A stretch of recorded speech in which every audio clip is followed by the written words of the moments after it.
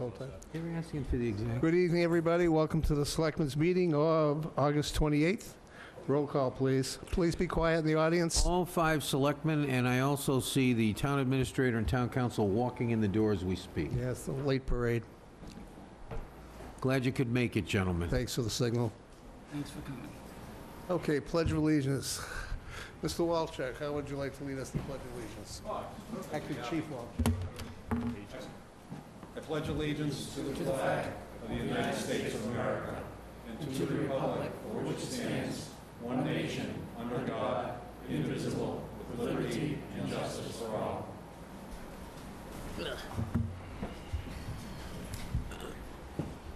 Announcements, Patrick? We have none in the folder, my friend. Okay, Tony? It's an Nope. empty All set, thank you. folder. Peter? Yep. You want to do the one on the agenda? The what? Oh, yeah. Illumination night? Illumination. Yeah. Okay, I'll do it. Illumination Night event in Onset is scheduled for September 1st, and the rain date is September 2nd. They do this all the time, every year, and it's terrific. So everybody should get down there and help illuminate, Or they can just illuminate themselves. or just illuminate yourself. Yeah, just go to onset and get lit, is that what you're saying? Yeah, that's what I'm basically Yeah, saying, okay, yeah. very good. That's sort of part of it, We're yeah. already in trouble. Okay, first notice, the Board of Selectmen will not be meeting on September 4th due to the holiday the day before. So basically, after tonight, we'll see you in 2 weeks. Labor Day weekend is a very busy travel weekend. I know for years, as a kid growing up, they used to have statistics of how many people killed themselves over the weekend with car accidents, et cetera. So I'd ask everybody to be careful. The weather looks like it'll be pretty nice, but again, it's a very busy weekend and the end of the summer, and people tend to celebrate a little too much. There's also, I believe, Saturday and Sunday through September, the Fairing Tavern, the Bourne and Wareham Art Association has, basically they have different paintings, et cetera, on sale at the Fairing Tavern, which is right off Main Street. That's all I have. Do you have any citizens' comments tonight? Oh, geez, a reprieve. Wow. All right, God is good to us today. Board comments, Tony? Mary? No, sir. Peter? Yeah, I'd just like to thank everybody who supported the Meet Me at the Tremont event this past Saturday. It was a wonderful event. We had a huge crowd out there. So from, the town, from the Cape Cod Canal Region Chamber of Commerce, from the Tremont Nail Advisory Group, and on behalf of the sponsors as well, I'd just like to thank everybody who was able to attend, and also those who supported the event in other ways, either by buying tickets when they knew they couldn't come, the sponsors who provided sponsorship of the event. There wasn't a huge town sponsorship this time around, but even so, we're looking to generate a nice chunk of money for Wareham students, either attending Wareham High School or Upper Cape Regional. I suppose Bristol Aggie would work as well, too. But this is an event that is designed to raise money to support scholarships for Wareham students, and everybody was extremely pleased with the way the event went, and we look forward to doing it next year on the 200th anniversary of the establishment of the Tremont Nail Company. The buildings aren't quite that old, but they're pushing it. So we're looking to really put together an extravaganza next year, so stay tuned. Thank you. Just in conjunction with that, I'd like to thank the group of people who are known as the TNAGs for putting the whole group together, and also Peter and Ken Buckland. They did a lot of work, and I don't think anybody realizes how much work was done to put that together. The other issue I want to make a comment on is there was an article about the Blue Wave project, which is a solar project which benefited 4 towns around us, but it seemed to insinuate that the town of Wareham had no benefit. First off, the Wareham Housing Authority had already contracted with another power source company on solar power. Therefore, there was no way for them to be involved with this project because there's no way for them to buy energy or use it at all. The town of Wareham does get $150,000 a year in what they call pilot, which is payment in lieu of taxes. So for those that made comments that we don't get anything, you're wrong. Thank you. Appointments, reappointments? Yes, okay, next up. I move we appoint Corey M. Tripp to the Open Space Committee to a term to expire no later than June 30th, 2021. Is Corey here? No, okay. Second. Any questions from the board? None heard, all in favor? Aye. Aye. Opposed, abstained, 500. All right, so we have 3 more appointments. They're not listed, but because it says appointments, we can do them. Yes. All right, so these are poll workers. Phyllis Pina, Marie A. Lee, and Geraldine Sylvia. These were appointments that were accidentally left off the list, that's why we're doing them late. And I want to appoint them to election poll workers to a term to expire no later than June 30th, 2019. Second. Second. Motion by Patrick, second by Peter. Any questions? None heard, all in favor? Aye. Aye. Opposed, abstained, 500. We have hearings at 7:15, so we still got 5 minutes. All right, you want to go ahead? Yeah, Jumped out of town business. I'm going to do, because I think we can get this fairly quickly. Mrs. Morse, on the layout, want to come up for a minute? We do a cemetery feast too and get them out of What are you going It to do? won't be that quick, because some of us may have some questions on the fees. What are you going to do? I'm going to do Barbara first, because it'll be fairly quickly. This is a project of, actually, I think it goes back to 1970s, the original layout that was The done. original layout was, Yeah. yes. And was never applied for a town, to the town itself to make it, the basically public roads. Correct. I believe Carlin went bankrupt at some point Yeah, back, he whenever never it happened. finished it. And so that never got through at that time. So what I did was, I didn't go to the planning board meeting, because I'm not the board's representative anymore for that, but I did check with George Barrett this morning and also with Ken Buckland. Mr. Rowley is who they use as the engineer. There's no 53G account set up for him to do the work to get paid for. They don't have the proper layout, just so you know, I found out today. And they also, they didn't vote or anything either, or give us anything at all. So Oh, wow. what I'm going to do is, we will probably go ahead when we close the warrant.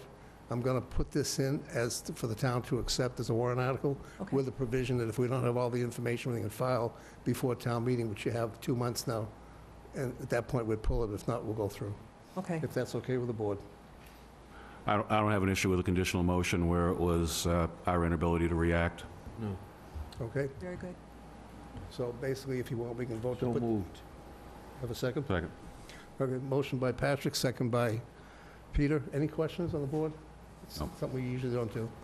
All those in favor? Aye. Aye. Opposed, abstained, 500. Thank you. You're welcome. Do I go back now to the planning board to provide them information? Yeah, you can go yell at Ken if you like, or go up to the selectman's office, be nice to the Okay, lady. I'll find out what you need. But there's Okay, 3 or 4 things, and if you have a question, call me. beautiful. We'll get it done. Thanks so much. You're welcome. And the other piece we have, we can probably do, About the one-day liquor license. well, we could do that, or cemetery fees, you think you need a lot of time or not? Dave Menard's here, so I'd like to get him in and out. No, it depends on you. Why don't you both come up and we'll do the cemetery fees? Just for reference for the board, I also sit on the committee for the cemetery commissioners. For some reason, they have a selectman on there, I'm not sure why. They hired a particular gentleman to do a lot of work for them. This is very thoroughly vetted, et cetera. It turns out that in Wareham, cemetery fees are way under the cost of burying, maintaining, or anything by a substantial amount compared to other towns, et cetera, as well. So what they've done over the last 6 months is gone through and come up with a new set of fees that we have to ratify. Basically, that's it. Okay, Patrick, if you want to... Okay, I move we approve as presented the list of new cemetery fees, which, by the way, it goes out through 2023, Yep. just so everybody knows. Okay? Second. Motion by Patrick, second by Peter. Any questions from the board? None heard, all in favor? Aye. Opposed, abstained, 500. Thank you. Thank you very much. Thanks for your work. Have a nice night. That was easy. That was easy. Let's do the liquor one. Okay. What are we doing? We can get it in real quick. All right, Professional last inning. We have a one-day. we have 2. Coffee. We have 2? No, we have 1. All right, I move we approve, under the provisions of Chapter 138, Section 14, a one-day, let's see, I gotta find out what it says. Bartender services. Probably Doesn't say whether it's all alcoholic or not. all alcohol. Can you see it there? Ah, there it is, in big letters, too. That's why I didn't see it, because it was different. That's a good excuse, anyway. For Saturday, September 8th, 2018, between 6 and 10 p.m. at the Roland Thatcher Hall, 11 Gibbs Ave, Wareham, Mass. Second. Motion by Patrick, second by Tony. Any questions from the board? None heard, all in favor? Aye. Opposed, abstained, 500.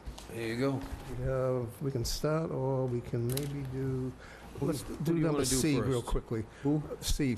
Woodland Cove 40B project has been delayed for a close of public hearing till the 12th of September. I was at the meeting of the ZBA last week and asked that they delay the closing because of the new plans. The plans are upstairs in the Selectmen's office. Each one of the board members, when they have a chance, should look at it. If they have any comments at all, they need to basically write the comments down and go ahead and send it to the ZBA, because we don't have, they can either accept or deny any comment we make, because it's up to them as far as the conditions. But if you have anything you're concerned about, please send it in before the 12th. I'm not going to review it or anything else. You don't need approval. So each one of us can do it individually. That's it. All right. Comment on that a little. All right, which one do you want to do? That a little. Go ahead. Yeah, I just wanted to make a comment about the whole 40B process and in this, lengthy 6-month hearing that's been going on. Right now, at this point, a lot of the concerns that are being brought to the ZBA relate to quality of life, not just for the neighborhood in which this place would be located, but also for the people who would live there. And so I know that there's been a list of proposals advanced to the developers for suggestions on how to make this a more livable place. They tend to be balking at a lot of these because they do cost more money. But from my perspective, that's what I'm going to be concentrating on, and I would ask the other members of the board to look at those things as well. Go ahead, Patrick. Okay. I saw the list that Ken put together, and there were some good suggestions on there. And some of the suggestions were just quality of life issues, especially in that kind of environment. I mean, this is a very bad project for the town, in my opinion.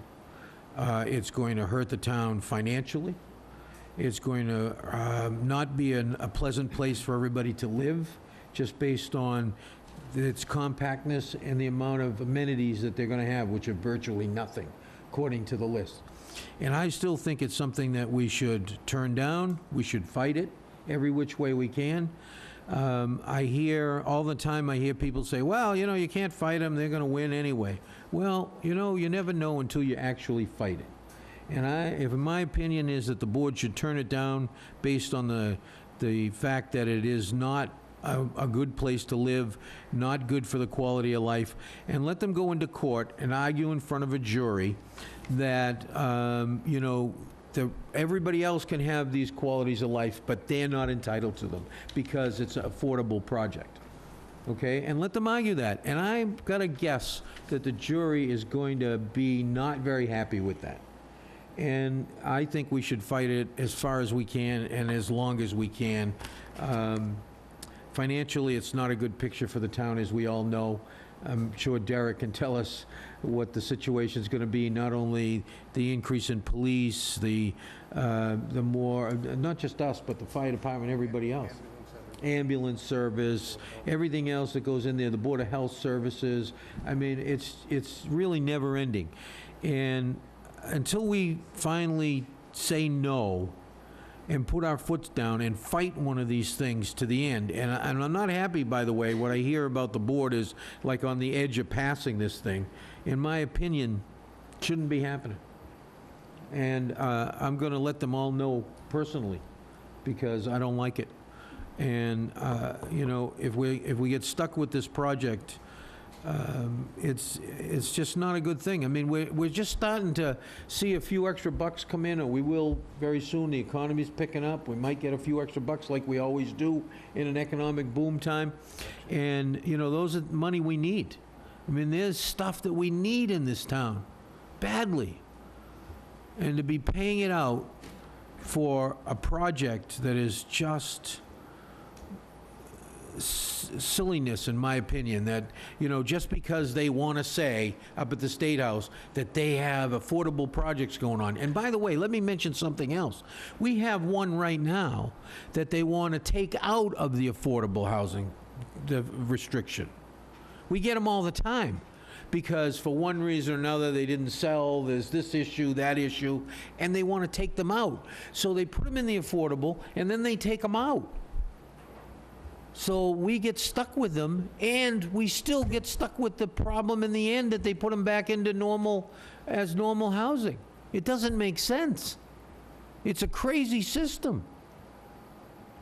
It's got to stop, and I've been saying it and saying it and saying it, but nobody seems to be listening. That's all I know.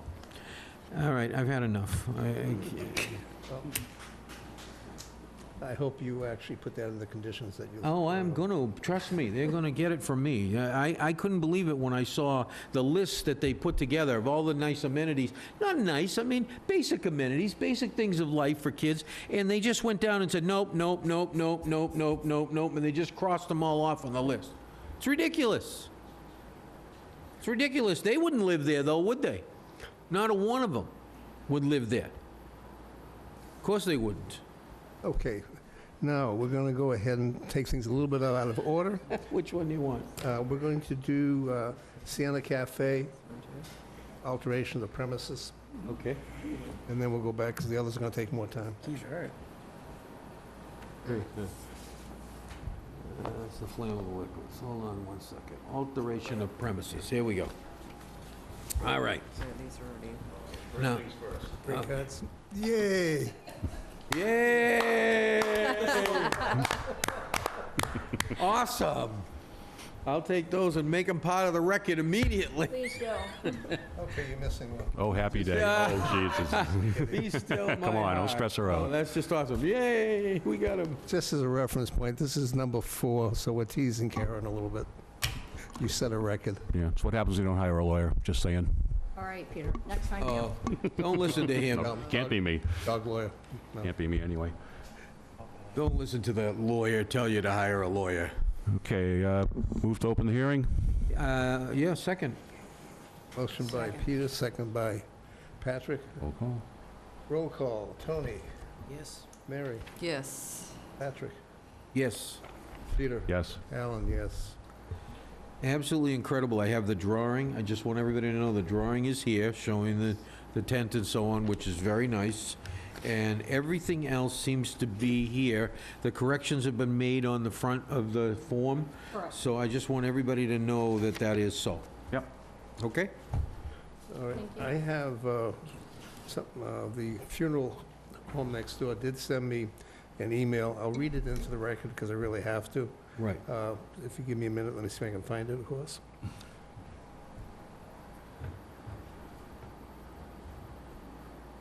You don't think they'll wake anybody up over there, do you? No, they're already dead, you know that. Okay, so it's not there. So, let's see if it's on the other one. Primary.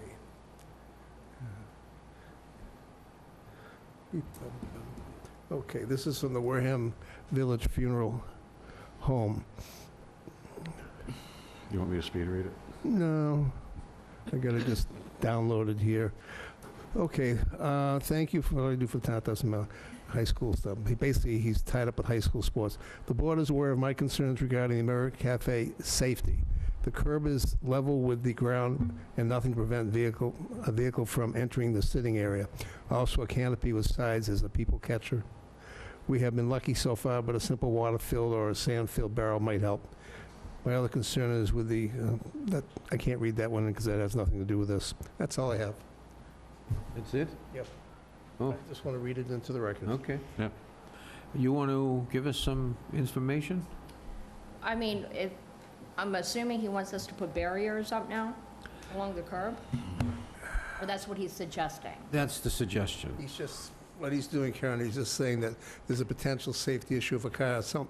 Every once in a while, you'll see an accident somewhere, like they had in Newton, where the gentleman in that particular case, instead of hitting the brake, hit the throttle, went flying through the restaurant and killed a few people. I don't think this is the same thing. You got curbs there. If, it's up to you, but, you know, I'm not sure this board's going to get to that point, but if you had a couple concrete barriers of some kind or something, it may or may not stop something.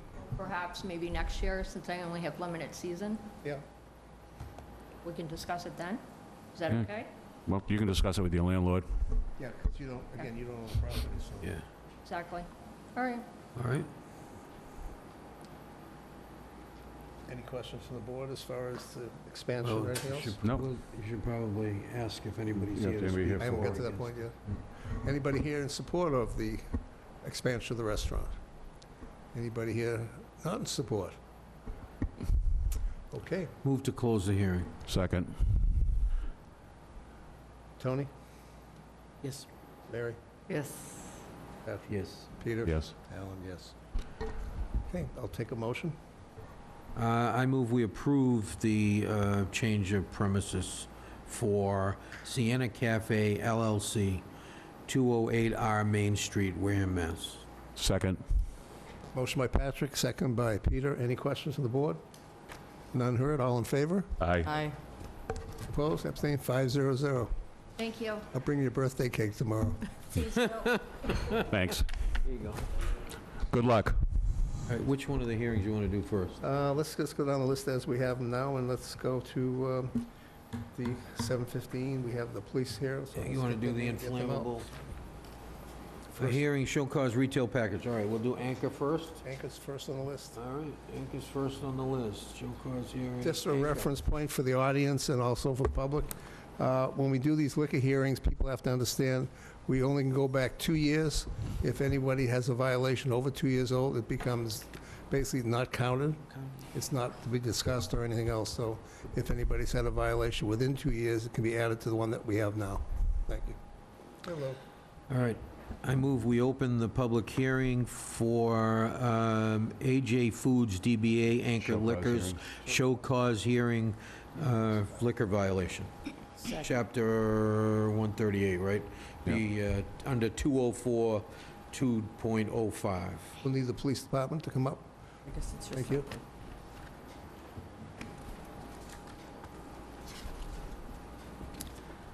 All right, sure, you want me to read this into the record? Well, before we start, we'll let the police Okay. introduce themselves. Okay. Why don't you come up to the We always table? had a license to sign as well. Like an actual license. Yes. Anybody who intends to testify should come up to the table. It's like a separate, like an actual license. Yeah. and everything Swear 'em in. Under the place. Usually we get these.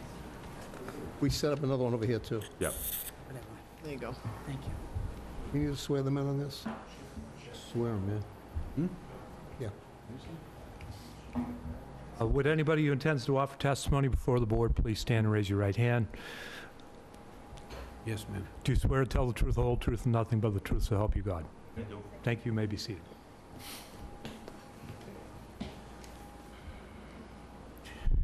Just explain what you did, what you found, etc.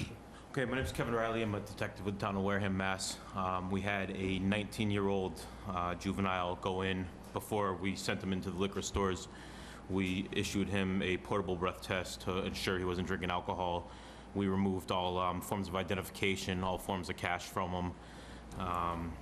Took a photo of him pre and post the actual operation. For the first sting that we did, we ended up giving him some money. We told him to go into the store and buy a 6-pack of Budweiser.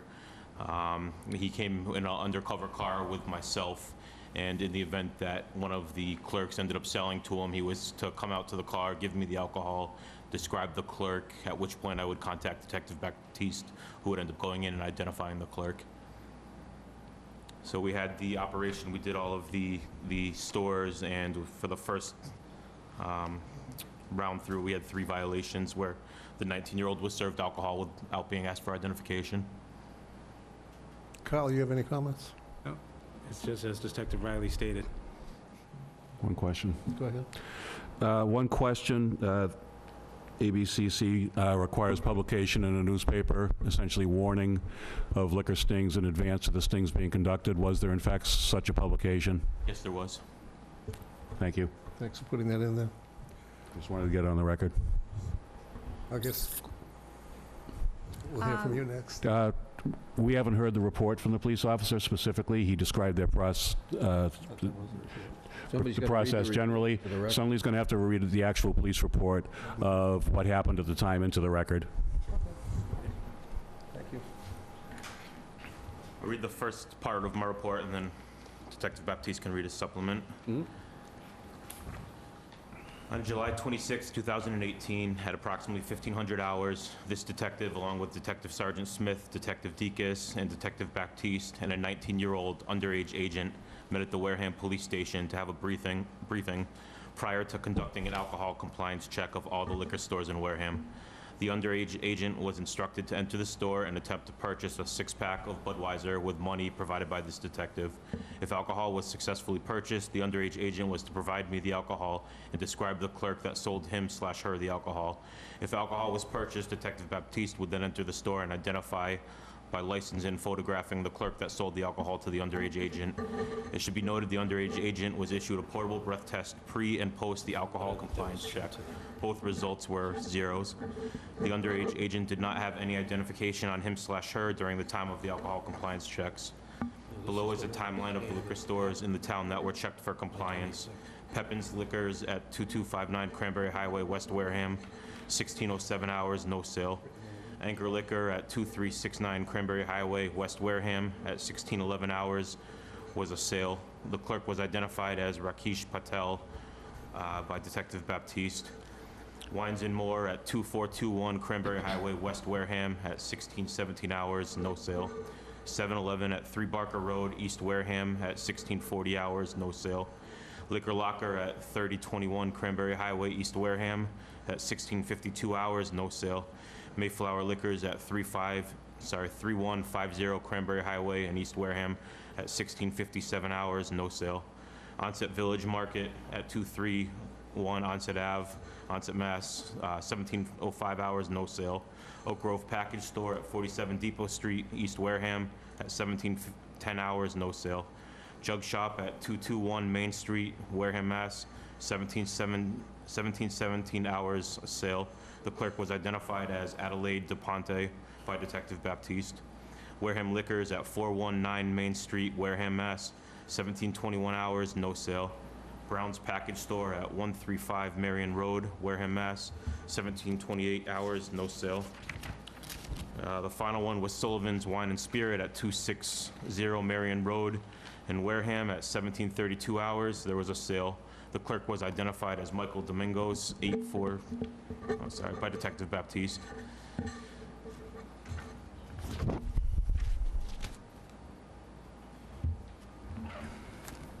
On July 26, 2018, at approximately 1600 hours, I assisted Detective Riley with alcohol compliance check at all liquor stores in the town of Wareham. Detective Riley using a 19-year-old old underage male agent to enter the stores and attempt to purchase alcohol. I was in a separate unmarked vehicle and observed this juvenile male enter and exit the liquor stores. If purchase was made, the underage male agent would exit the store and return to the unmarked vehicle that Detective Riley was operating. The underage male agent would hand the alcohol that was purchased to Detective Riley and give the description of the clerk that sold him the alcohol. Detective Riley would then contact me with this information. I would enter the store, identify myself as a Wareham police officer, and inform them that they had just sold alcohol to a minor. I would then ask them for identification and also take a photo of them and advising them that they would be contacted by town of Wareham. First liquor store to sell alcohol to an underage agent was Anchor Liquors, 2360 Cranberry Highway, West Wareham. I entered the store with the description that was given. I observed the gentleman and informed him that he had sold alcohol to a minor. He immediately stated the young kid that just left here. I then asked him for identification. He gave me his license, his Massachusetts driver's license, identifying himself as Rakesh Patel with an address out of Kingston, Mass. And I also took a picture of Mr. Patel. Second liquor store to sell alcohol. Just a second. We're only doing one violation at a time, so we just need to hear about the ongoing one against Anchor Liquors at this point. Just to save you time, so you're not reading everything 3 times into the record. So any additional material you have that's relevant to this particular alleged offense, if we could hear that now, if that's it, then that's it. That should be it for this one. You can have an agent. Okay. Rakesh Patel is here too, but he just works there. I'm the manager on file and the owner of the store, and he informed me that this is what happened, and it's an honest mistake. Obviously, we're not going to deny that this is what happened. We have in our POS system, we use PC America. When we scan any product, it prompts us to scan someone's ID before we can go to selling the product. Right now, the way that it was before July 26th was that you can press a skip button and say, okay, we can bypass that particular step. After this particular incident, I have made sure that that is mandatory. Doesn't matter if a person's 50 years old or 60 years old or however old the person is, they have to scan every single person's ID into the system before they can even go to the option of whether they're paying cash or credit or even to finish their transaction. So we are taking this selling on underage very seriously, and it will not happen again. And we're going to keep a log of, I'm going to be a little bit more, make sure that, everybody does do their own job in checking IDs. He's tip certified, I'm tip certified, so there is no reason why this mistake should have happened, but mistakes happen, so we are very sorry about it. Any questions to the board? Tony? Mary? No. I have one. Does anybody know if we've had any previous incidents? Nothing in the last 2 years. Nothing in the last 2 years? And when did you purchase the store? November 2017. 17, so it's a new owner. Okay, No, nothing under ankle liquors. okay, that's what I wanted to know. Okay, thank you. Yeah, I would just like to, just take note of the fact that you have taken subsequent steps to try to address the problem. Yes. Well, the fact that, one more, sorry. The fact that I think should be taken into account that you came in here and immediately admitted to the facts and right away. I mean, that's the way to do it, because these gentlemen are good at their job. Yeah, it should be done. I mean, I think it was our honest mistake, and we're not denying it, but there's no reason why it should happen again. So we're trying to get, like I said, we're gonna put in a system where you can't bypass that step. It has to be scanned. So no cashier can press the skip button without checking an ID. There's other systems I've been researching too. It's called Advanced ID Tech. It's a machine that you can use to scan IDs. So I'm definitely looking into different ways of, being more strict with the ID checking process. All right.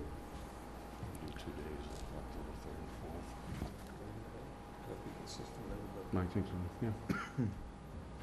yeah. Just in terms of what the board can do, under our liquor policies, we're allowed to suspend a license for up to 7 days for a first violation. That's in our policy book. That's in something that should have been handed out to every liquor store in town at the time we adopted the policies. The former owner should have provided that to you. 7 days is a long suspension for a first offense.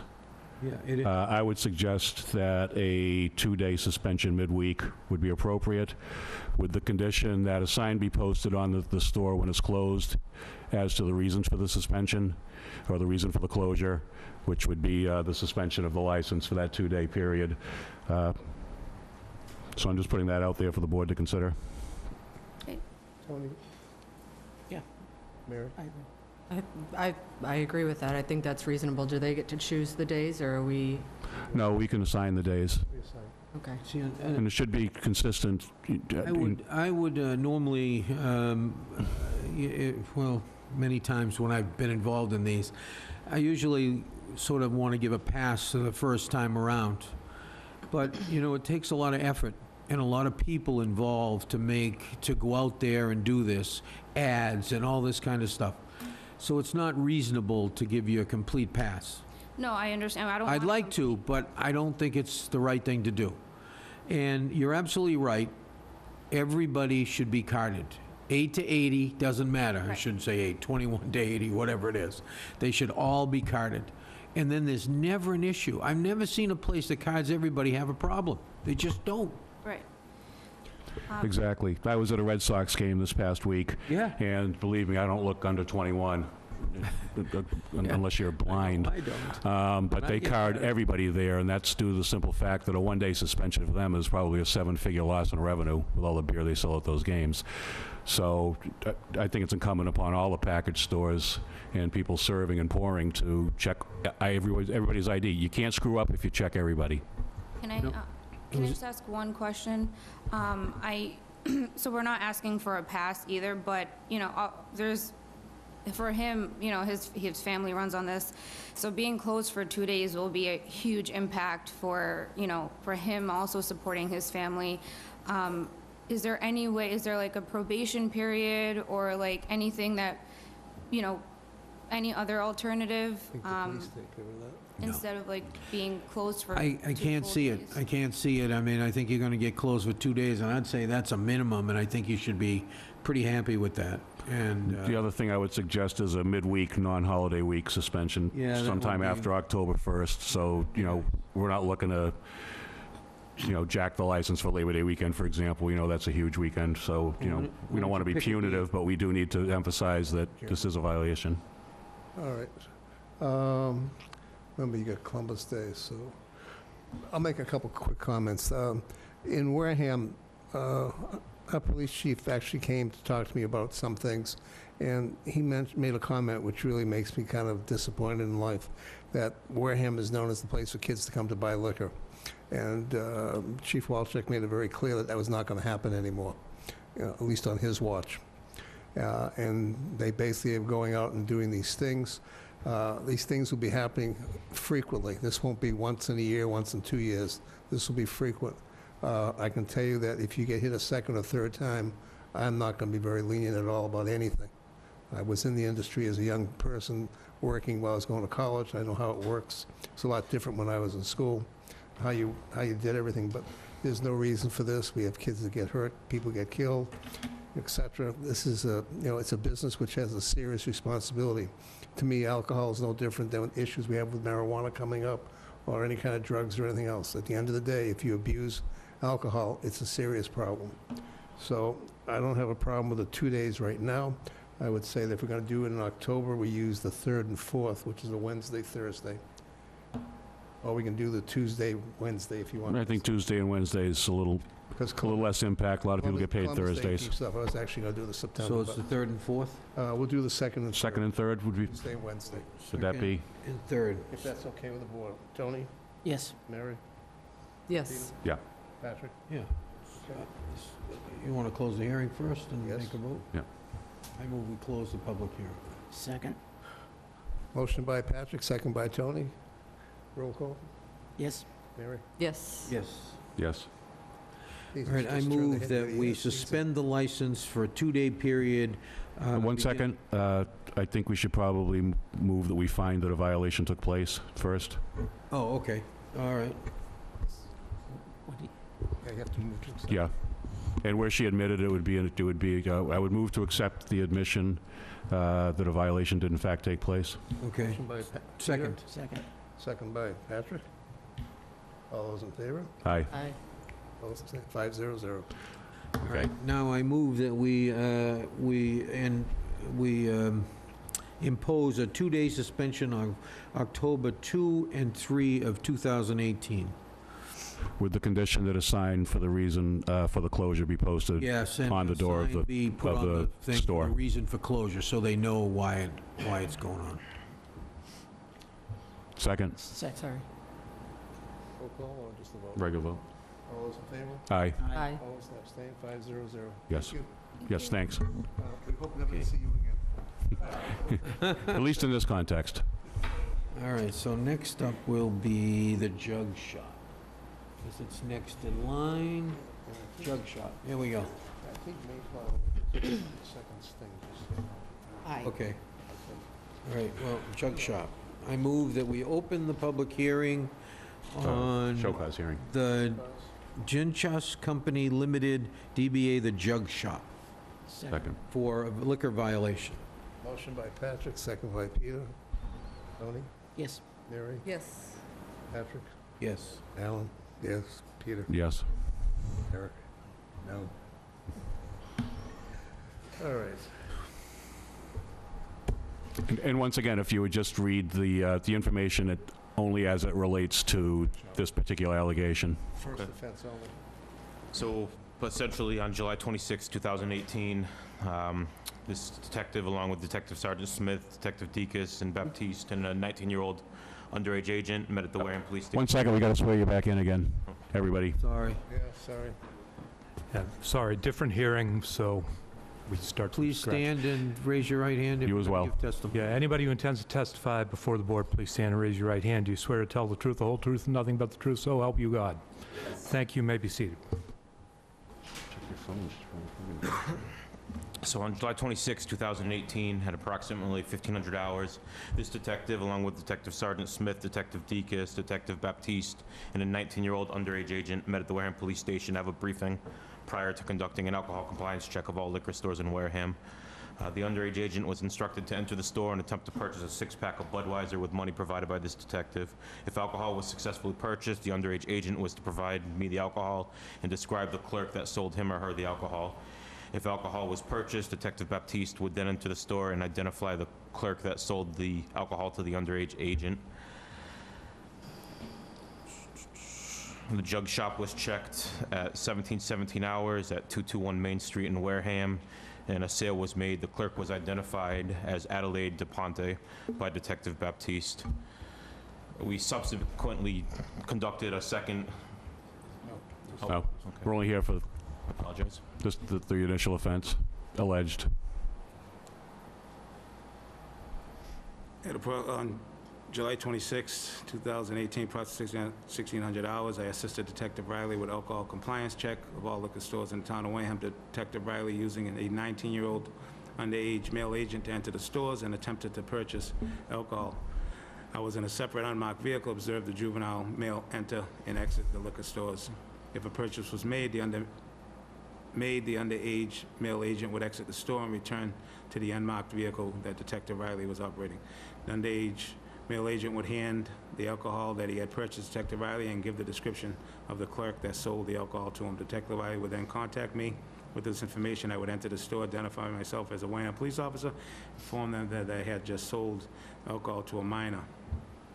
I would then ask them for identification and also take a photo of them and advising them that they would be contacted by the town of Wareham.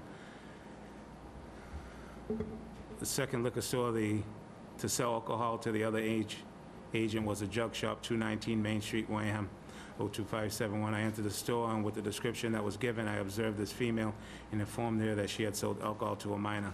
She stated, "I'm sorry." I then asked her for identification. She gave me her mass driver's license, identified herself as Adelaide DePonte, with an address out of Mansfield. I also took a picture of Miss DePonte.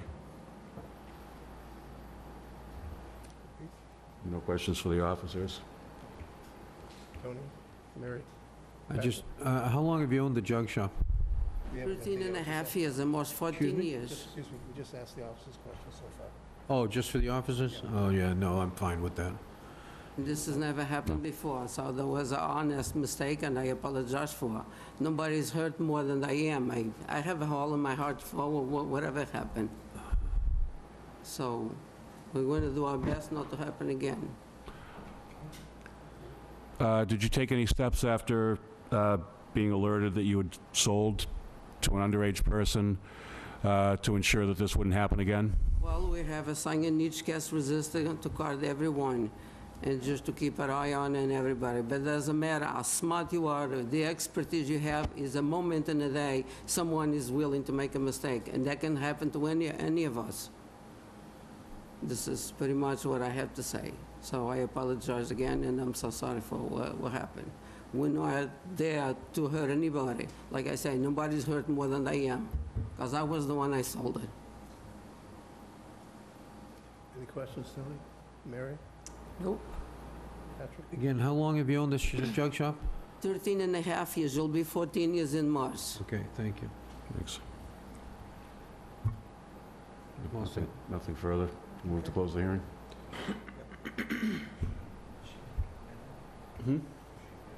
Yes. Yes. We'll take notice of that fact afterwards, after we close the hearing.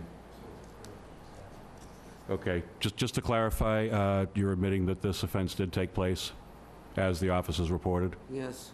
Okay, thank you. Move to close the hearing? Second.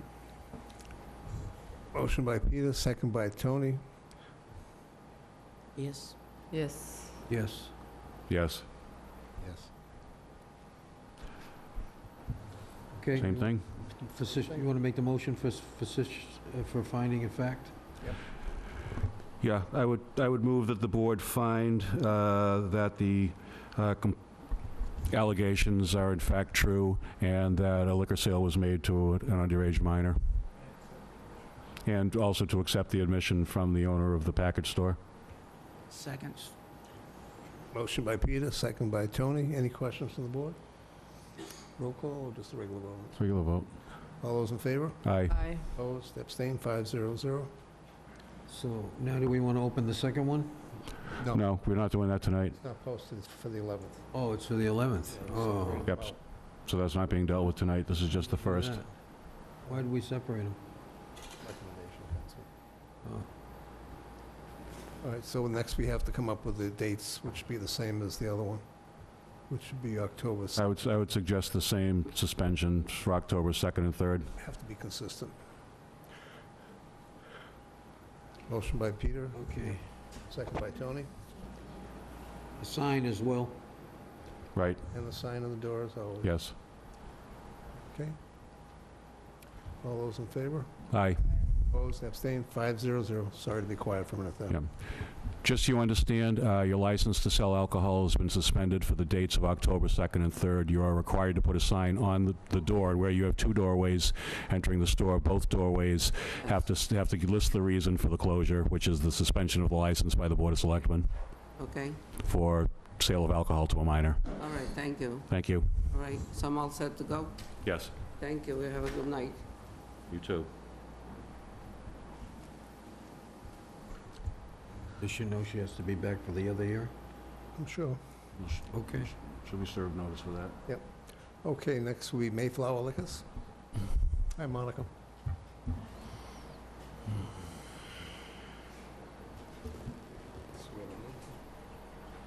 Yep, we'll swear him in, Tom? We have to open the hearing first.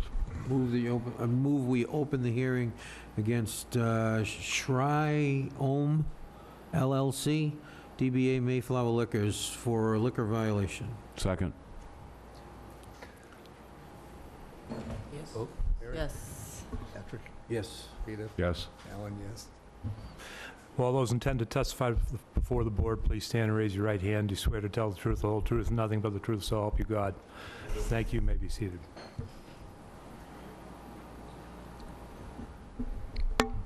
On July 31st, 2018, at approximately 1500 hours, this detective, along with Detective Dekas, Detective Baptiste, conducted a underage alcohol compliance check with a 19-year-old underage agent. We met at the Wareham Police Station to have a briefing.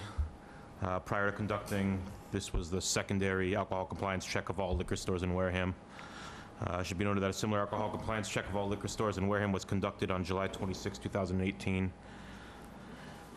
The underage agent was instructed to enter the store and attempt to purchase a six-pack of Budweiser with money provided by this detective. If alcohol was successfully purchased, the underage agent was to provide me the alcohol and describe the clerk that sold him or her the alcohol. If alcohol was purchased, Detective Baptiste would then enter the store and identify with a license and photograph the clerk that sold alcohol to the underage agent. At 16:21 hours, Mayflower Liquor at 3150 Cranberry Highway in East Wareham was checked and a sale was made. The clerk was subsequently identified as Aruna Johar by Detective Baptiste.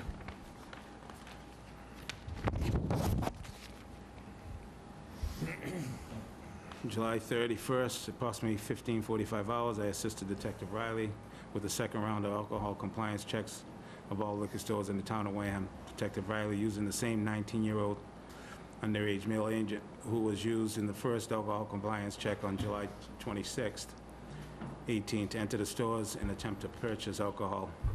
I was in a separate unmarked vehicle, observed the juvenile male enter. As he enters and exits the liquor store, if the purchase was made, the underage male agent would exit the store, return to the unmarked vehicle that Detective Riley was operating. The male agent would then hand over the alcohol that he had purchased to Detective Riley, give the description of the clerk that sold the alcohol to him. Detective I would contact me with this information. I would then enter the store, identify myself as a Wareham police officer, and inform them they had just sold alcohol to a minor. I would then ask them for identification and also take a photo of them. I advise them they were contacted by the town of Wareham. Second liquor store to sell alcohol to the other age agent was Mayflower Liquors, 3150 Cranberry Highway, East Wareham, Mass. I entered the store with the description that was given, and I observed this female and informed her that she had sold alcohol to a minor. I asked her for identification, which she had retrieved from a side room. This woman gave me her Massachusetts driver's license, identify herself as Aruna Johar, with an address out of Plymouth. I also took a picture of Miss Johanna. Tony, any questions from the police officers? I have none. I have none. None. Just a quick question, purchasing, that was the front door, not the back door of the facility? I'm sorry. Can't hear you. I leaned back too far. The purchase went through the front or the back door, just for my curiosity? There's two entrances. I don't recall. Where'd you park? That's at Mayflower in the back. That's The back, so the back door. Okay, thank you. To the owner, what say you? Hi. It was my mom working that day, and she did make the mistake of selling to a minor. She didn't realize it because she thought like the kid looked at age. But afterwards, when the cops came in and told her that she told to a minor, she felt guilty that she made this mistake.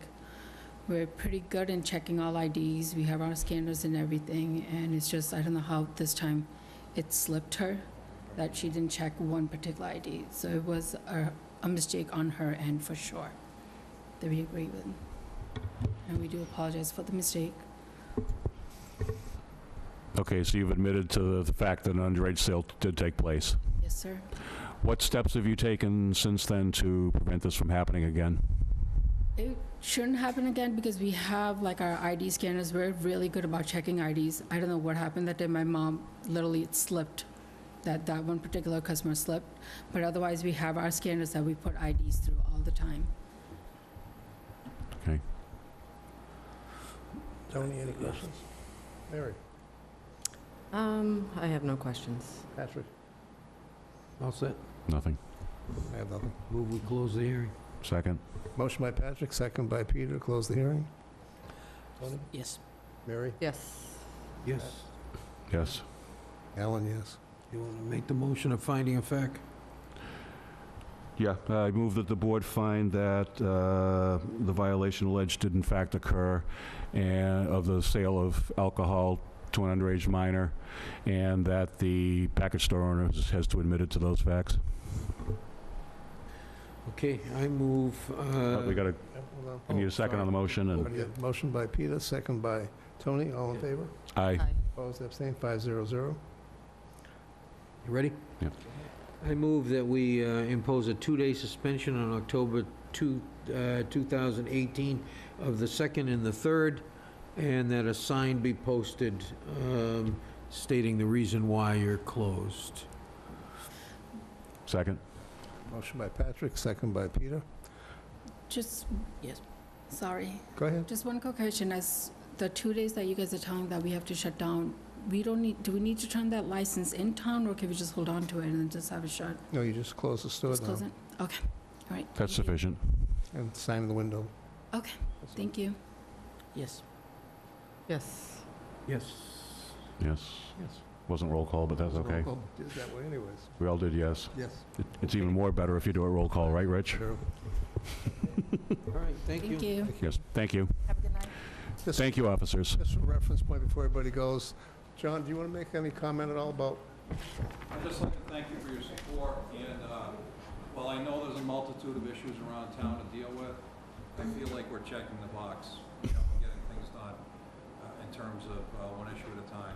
And I had a woman in my office who was crying because her child had bought alcohol in Wareham and ended up nearly dead at Falmouth Hospital with alcohol poisoning.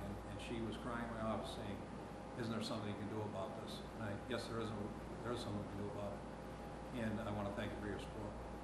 I'd like to also thank the 2 police officers and the rest of the department for really stepping up and changing the perception and the actuality of what's happening in Wareham. I'd also like to thank the underage agent who shall remain anonymous. I'd also like to thank you guys for a job well done. You know, we've kind of gotten lax and let it go for a long time, and you stepped right up to the plate and went and did this, and I think it's great. Good job. Thank you. Thank you. Thanks. September 11th. What? 1, 2, yeah, the 11th. Okay. All right, next is the hearing for flammable liquids, not inflammable liquids. Yep, you can read that off. Anybody here from Marina? All right, Come on up. come on up. You didn't bring any matches with you, did you? Sorry? You didn't bring any matches, right? Okay. Glad to see someone has a sense of humor. So is this what you have? You have 12 and 6. No, you're not asking for an increase at all, right? That's correct. I have Right. 3 6,000-gallon tanks under Right. the ground. We're gonna Right. Bring that And they're above going ground. above ground by the new standard? Correct. Okay. All right, I move we open the hearing. Second. Motion by Patrick, second by Peter. Tony? Yes. Mary? Yes. Patrick? Yes. Peter? Yep. Alan, yes. It's almost like the... I think I got 2 yeses in, but that's okay. Okay, so why don't you tell us again, yes, what you... Okay.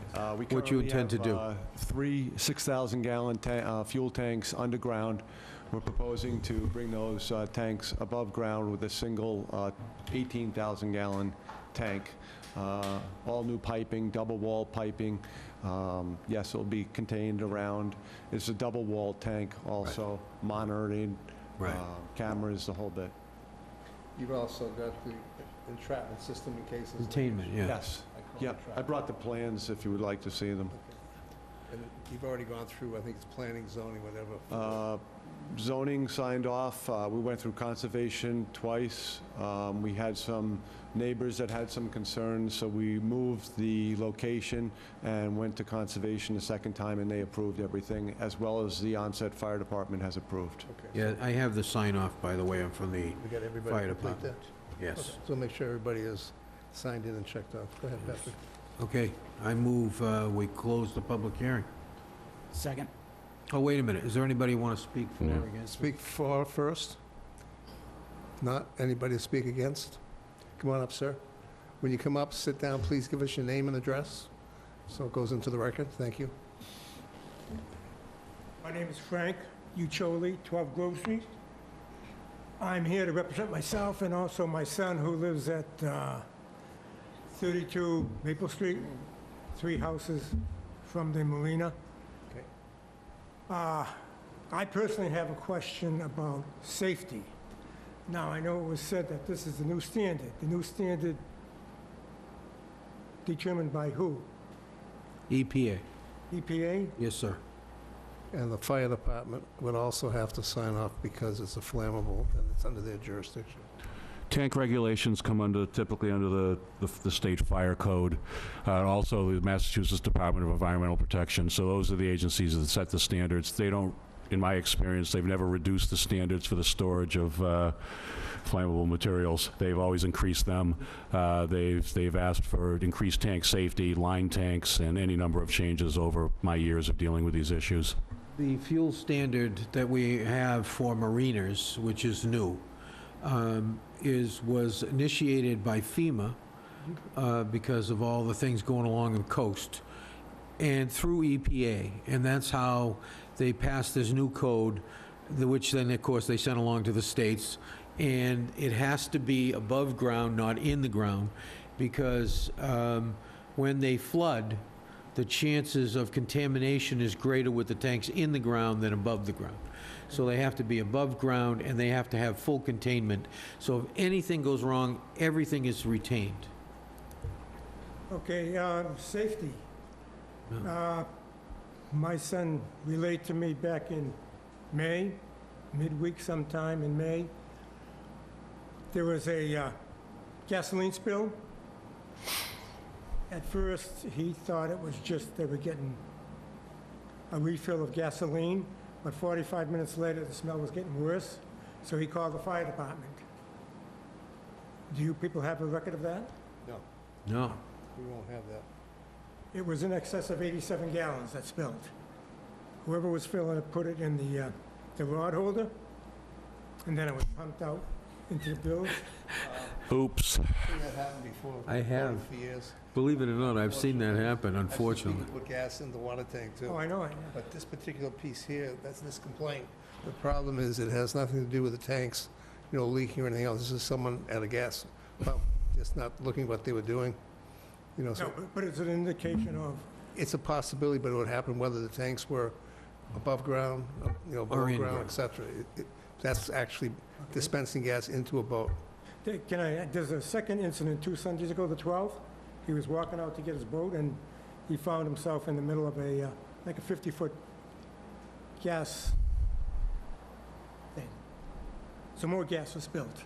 That's the question of safety and whether or not,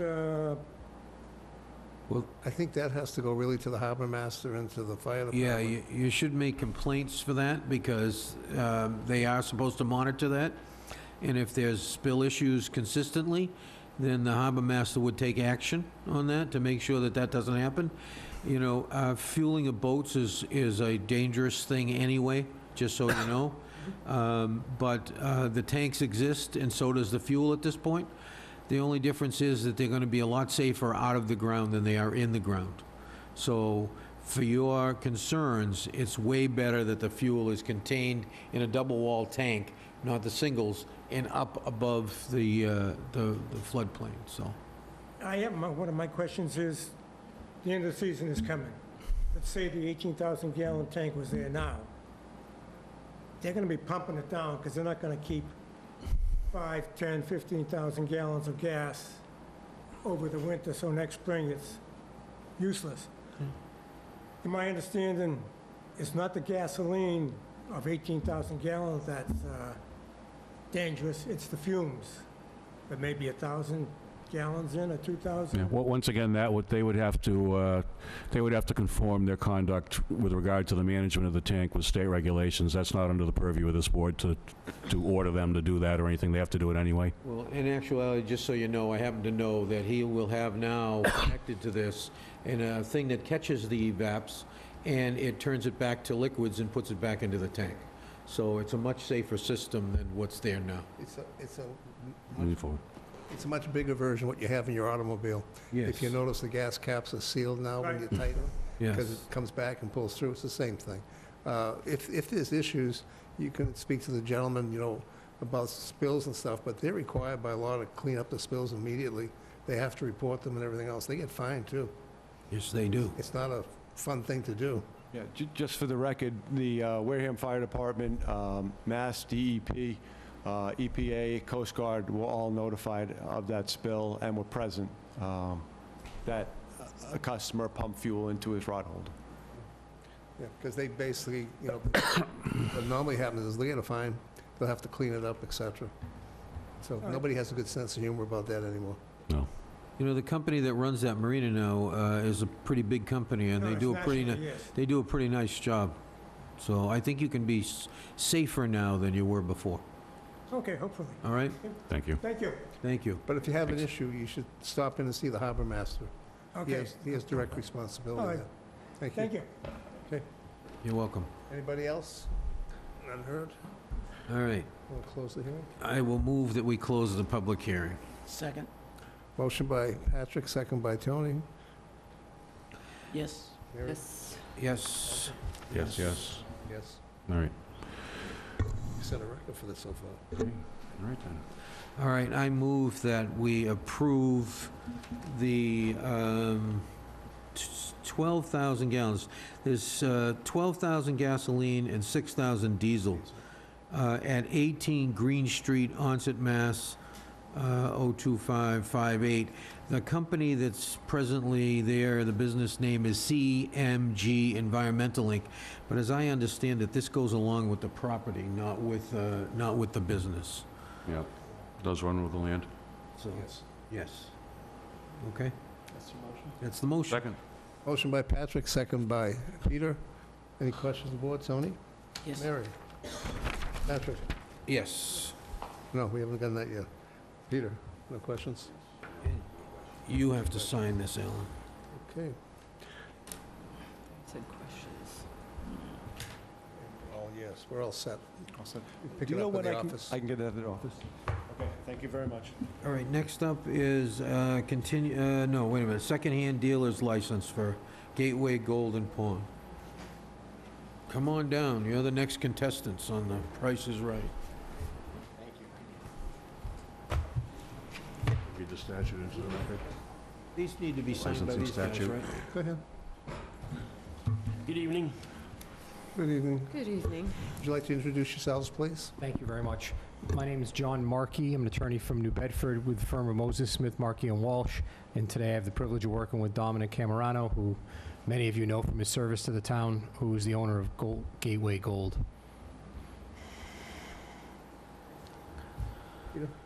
Mr. Chairman, I'd just like to read into the record the relevant portion of the general laws that gives us the authority to issue junk dealer licenses. Not the most romantic name in the world. We call them secondhand resellers in town, so if you get one, it'll look better than junk dealer. General laws, section 54, cities and towns by ordinance or bylaw may provide for the licensing by the police commissioner in Boston, by the license commission in Lowell, by the aldermen in other cities, and by the selectmen in towns of suitable persons to be collectors of, dealers in, or keepers of shops for the purchase, sale, or barter of junk, old metals, or secondhand articles, may make rules and regulations relative to their business, and may provide for the supervision thereof. Said licensing board or officer may, except as otherwise provided in such ordinance or bylaw, make additional rules, regulations, and restrictions which shall be expressed in all licenses. Said licenses may be revoked at pleasure and shall be subject to sections 202 to 205 inclusive, except that societies, associations, or corporations organized solely for religious or charitable purposes and their agents shall not be required to pay a fee for such licenses. Okay.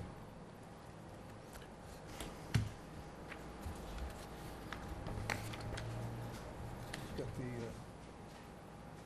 Should present us, you just want to read what we got? oh, yeah, Sorry. okay. Long night already. Yeah, no kidding, huh? Okay, so this is, they're asking for a secondhand dealer's license under Division 2, Article 2, Section 1 through 3, and an applicable rules for the location of 290 Main Street, Wareham, Mass. Thank you very much for the citation of the statute and the local regulation. And really, this particular issue, as I understand it before the board, based on the state law and the regulation, is Mr. Camerano a suitable person to conduct this type of business? In regard to this, the Supreme Judicial Court, whenever they've looked at it, has said that the goal is to have somebody who is responsible to the community and is not someone who's encouraging thievery or improper activity. You are maybe aware that Mr. Camerano has conducted business since 2010 at that location. He has spent time in Wareham since he was a child. He's been here full-time since the 1990s. He does serve this town on the Finance Committee. He is an elected member of the Upper Cape Regional Technical School Committee. Those are the public positions that he holds. He also, in nonprofits, you may be aware, helped build the Lopes Field Playground originally, and now because he's not quite as young as he once was, he's raising money for the rebuilding of it and helping with that. He's sponsored Little League teams in town. He has raised money for Children's Relief Fund, etc. He's been a very active and positive member of the community, as I understand it, and as I've come to know Mr. Camerano. In addition to that, there are citations that he's received from the Marion Police Department for his involvement with them, and you may be aware that the last full-time chief in 2015 wrote a letter of support for his involvement whenever there was a police investigation, which I really think, although it's nice that he's involved in all the other things, the key thing is that basically in the time period that he's been there, he's largely tried to work with the police department as much as he can. The board's aware from 18 months ago when you had a hearing that there was a single incident in which Mr. Camerano in December of 2016, had an undercover officer come in and sell a skill saw to him.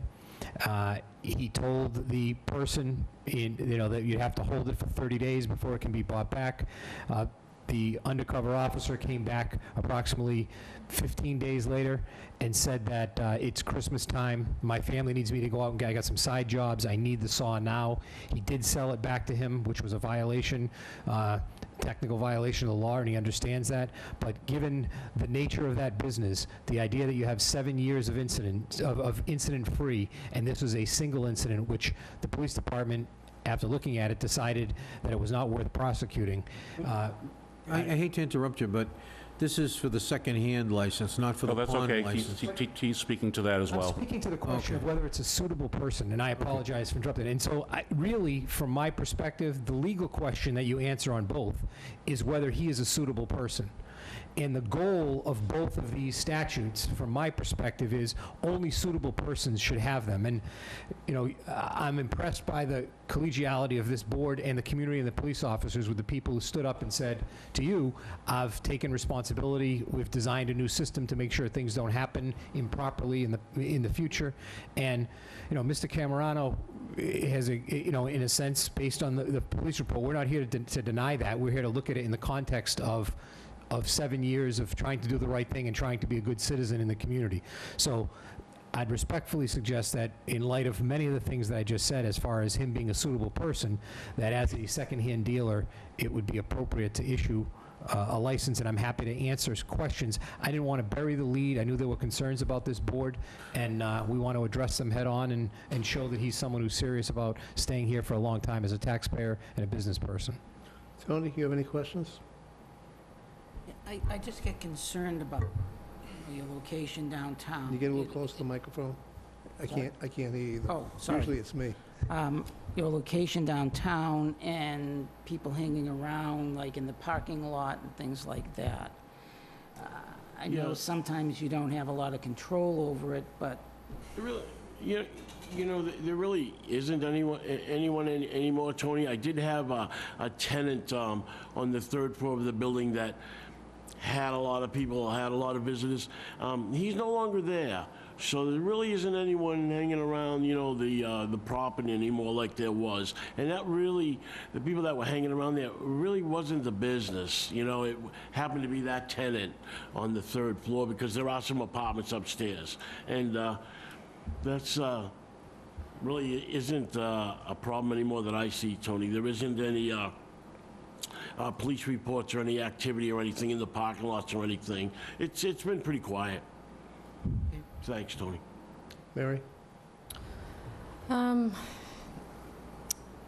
just got to say that I have never even been into your store or anything before, but I do know that on one occasion a few years ago, there was someone came in to try to sell like a roofing gun or something, and you got on the phone and called the lumberyard right away and said, hey, is this yours? And it was. They just took it from there, and you stopped that and got it back over there. So I do appreciate that, and I hope that's how... Well, yeah, I do work with people. I mean, I know everybody, and it had the sticker on it, and the whole deal, and I called up and, I just knew where it came from, and he straightened out the thing. The incident that happened was the kid's father had an account there at the store. I know both of them, yeah. He charged it, and then he wanted to sell it to me, and it was brand new.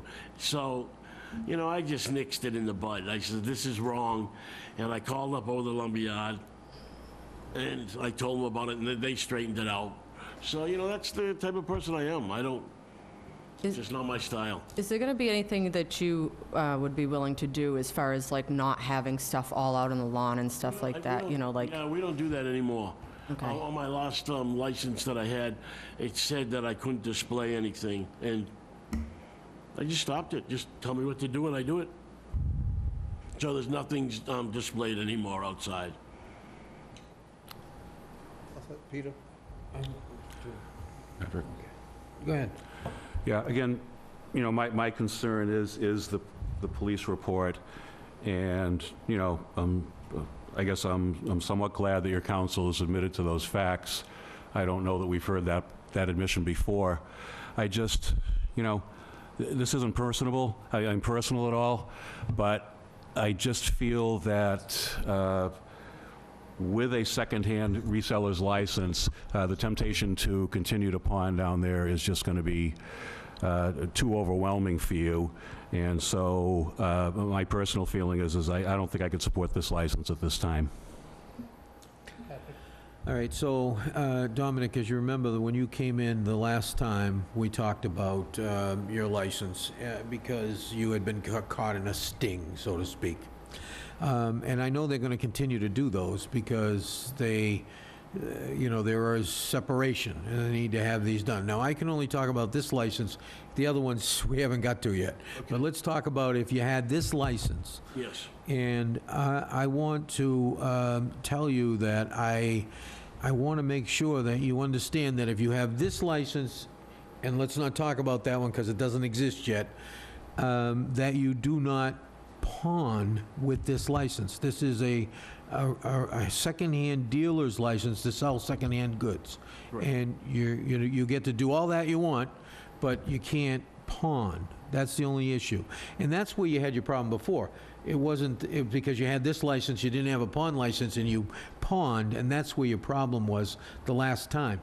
And, I mean, I think in view of the admission, which is something we didn't hear the last time when you came in, and I think if you had admitted to the facts back then, that, I did it, I shouldn't have, it was a problem, whatever, I think you would have had a whole different response from this board, to be honest with you. But you didn't. You tried to say, well, that didn't really happen, or whatever, and you know, people, you know, it kind of makes us feel stupid when somebody does that when, you know, hey, the police know what they're doing, man, you know? They pretty much know. So if you had admitted it, you'd probably been okay. So I'm inclined to support it at this point because, you know, but I also want you to be aware that there could be another sting hypothetically, if you don't get the other license, and we haven't talked about that one yet, okay? If I get caught, shame on me. Yeah, exactly. Thank you. Public hearing, you could ask if there's anybody here for or against. Oh, you got him? Yeah. Obviously, Dominic and I know each other for a fairly good period of time. When the building burned down next door, I basically pushed for him to fill the hole. Because it kind of looked bad downtown. I know this board had concerns about the Cape Flyer, et cetera, and all the other things going on, but when this came before us before, I didn't think that was an issue personally. My real concern, of course, is that we don't have a reoccurrence, so as far as this license goes, it's a one-time and that's it. There will be no second chances, just so you understand. Thank you. All right, thank you. Close the hearing. Yeah, you want to ask Make a anybody? comment. It's not really a hearing, right? These don't require hearing. Actually, there's no hearing on this. Yeah, No. it's funny. It says it's a hearing, but it's... Turning everything It's into a not hearing really a tonight. hearing. We don't require them for this. Speak with them all. Anybody want to come forward and speak on this license? Okay, dear. Why don't we go first, and I can get blasted later. We can't hear you, Alan. You've already heard hers. Come on up. You've already heard hers, haven't you? Why don't you come up, put your name and speak. It's on the record. William Curtin, 59 Parkwood Drive, Wareham. In my past experience with Dominic, I've had no reason to doubt his integrity at all. I don't know the way the board, I hope the board is favorably in favor of Dominic's reinstatement of the license. It's, I don't have anything bad to say, or just in favor of what's happening at this time. Thank you, Bill. Mrs. Slavin. She's been dying to get up there. What do you think when you say that? Mrs. Slavin, come on down. I just think of two words. It's real simple. Yes, dear. I thought we made it when citizens participation. You got away with citizens petition. You thought, Sandy Slavin, I heard the discussion, and I'd like to address to one thing. Yes, this is a secondhand store in Main Street, but there are 2 others on Main Street. So we've allowed it, so I don't understand why this should be held against him. He was there before one of the others came in. I certainly don't see people hanging around like they're used to. I haven't seen anything on the yard for, what, a year and a half? So you really, other than the sign, wouldn't know that there was a secondhand store there. And he's done a lot to clean up his area. I see him picking up his litter and his trash, which is very nice. Thank you very much. And I would support the granting of a secondhand dealer's license to him. Thank you. Anyone here to oppose? Unheard, make a motion to close the hearing. There isn't a hearing. There's no hearing, so... All right. All right, so... Need a motion. I make a motion that we approve the secondhand dealer's license for Gateway Gold and Pawn, Inc., 290 Main Street, Wareham, Mass. Second. Motion by Patrick, second by Mary. Any questions of the board at this point? All those in favor? Aye. Opposed? No. Abstain? Vote is 4-1-0 to approve the second-hand license. Now, on the continued hearing, Rich, do we have to open the hearing? Yes, we do have a hearing Let's open on continue. this one.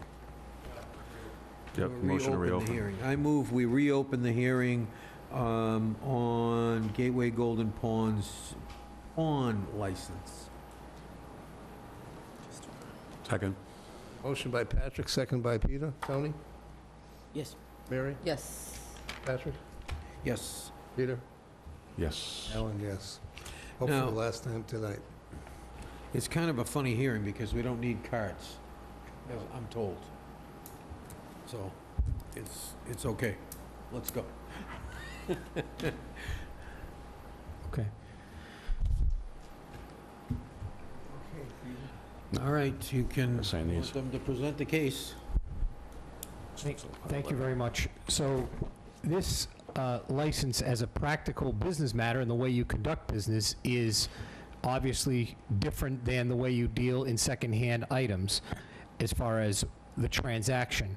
However, in my view, if you read Section 70 of the statute, and if you read the lead-in to your own pawnbroking license, the key question is, basically, is Mr. Camerano a suitable person? The language of your own bylaw states, the Board of Selectmen may license suitable persons to be pawnbrokers pursuant to the law. They shall license all persons who are pawnbrokers. So, again, the legal question is whether or not Mr. Camerano is a suitable person. In looking at the particular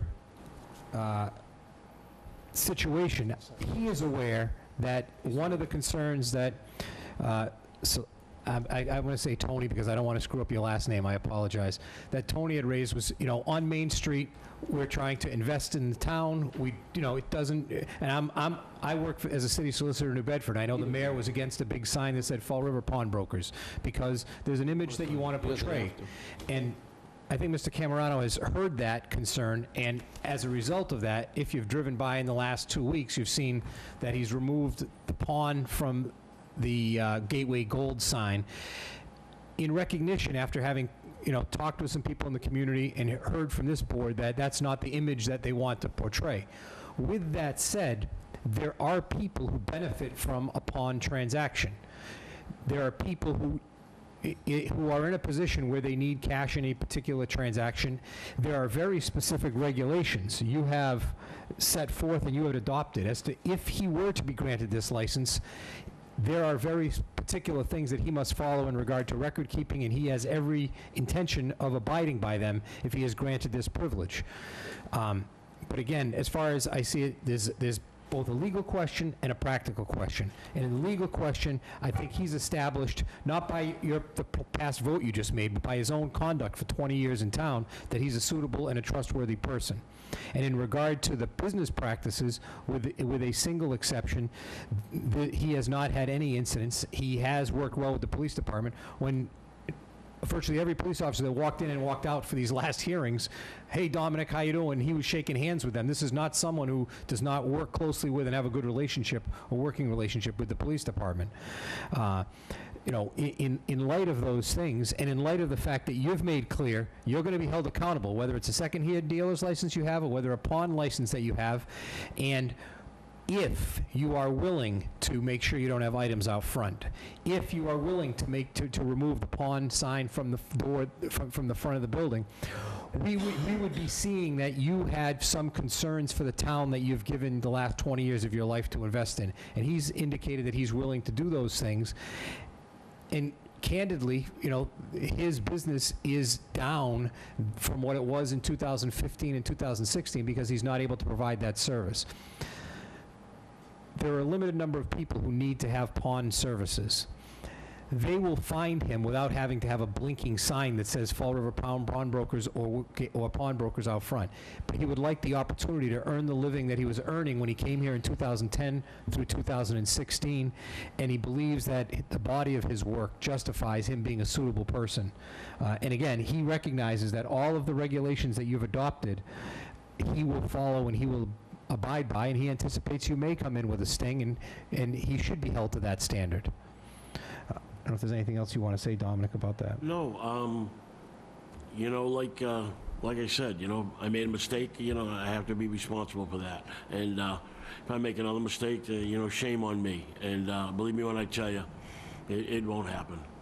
So I just feel that, you know, the business kind of goes hand in hand. And, you know, there are a lot of people who have, you know, an item they don't want to sell, but they are in a position where they need some money. So they're willing to put that item up, you know, put collateral to get some money, rather than, you know, be in a position with their hard luck, you know, to actually sell something that they don't want to. And I believe every town, you know, needs that type of service. And, you know, it was, you know, not a major part of my business, but, you know, it has hurt my business, you know, quite a bit as far as making a living, you know, not being able to do that. And I haven't done it, you know, since, you know, I lost my license. And, you know, I would really enjoy to have it back and be glad to work with the board to do anything I have to do. Like, for instance, you know, he said fill the hole, you know, I did that at my own expense. I hope you noticed that even before I came here tonight, I weed whacked the empty lot so it looked better. But, you know, I do, I even, listen, since you guys even took the trash barrel out across the street, you know, where the benches are, before trash day, I pick that up. I walk across the street. I keep that area very clean, you know, and because it's my town, you know, and you guys know I'm a town person. And I just want to be here and make a living and work closely with you people. Thank you. Tony? How do you, can you just explain to me, not at length really, but what's the difference between the second-hand dealer's license and a pawn dealer's license, and how do you not get those two, like, mixed up and get yourself in trouble again if you have? Pretty simple, Mary, actually. Second-hand dealer's license, I have to buy the item. And you go through the same thing. You take their picture of their ID, you write down it, we take a picture of the item, and the police pick it up on Monday for the week past. But they sold me that item. I still have to hold that item for 30 days before I can sell it.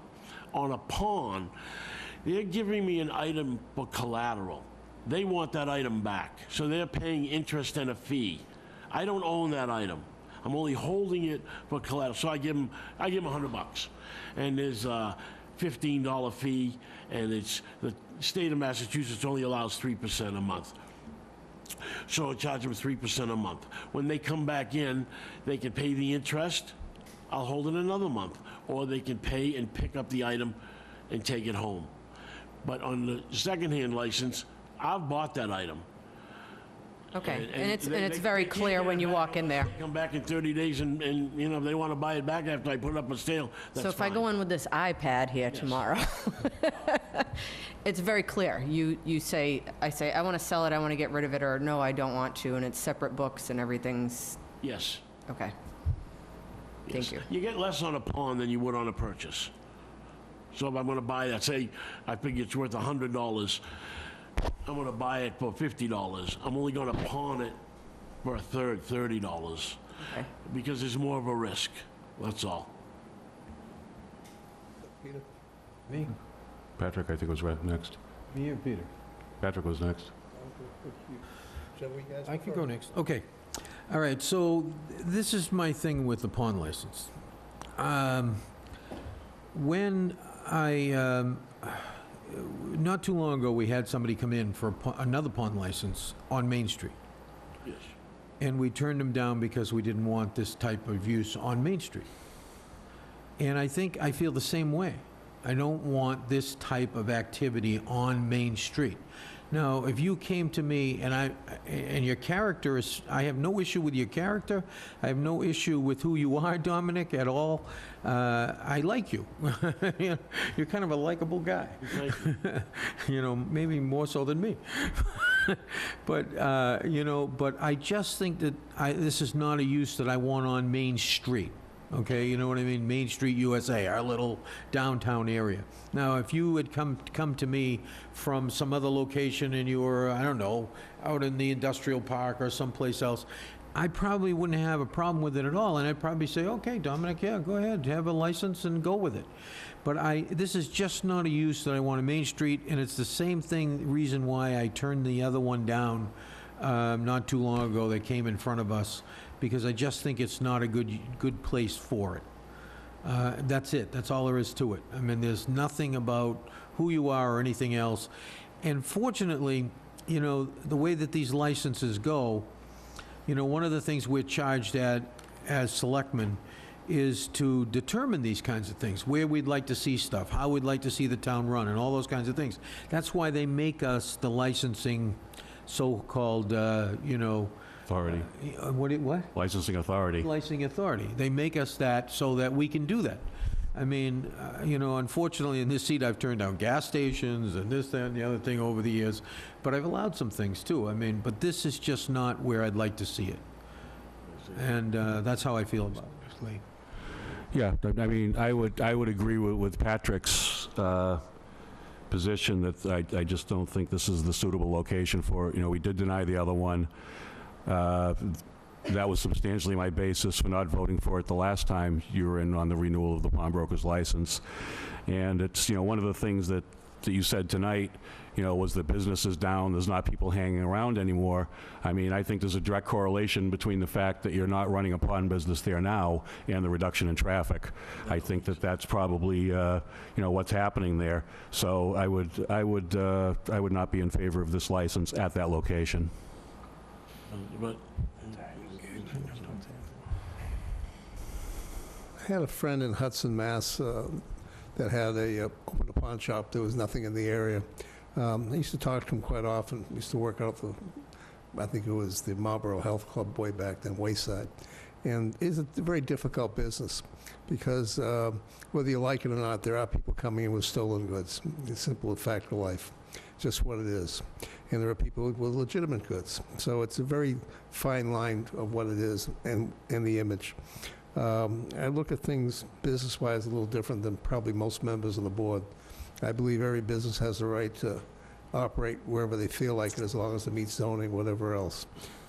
As far as the person running the business and everything else, that I have concerns about, and I hold people to the fire when we just had the liquor licenses. In my particular case here, I don't think I have the right to say I don't like it in my town, because I can't take my individual thought and say the whole town's the same way.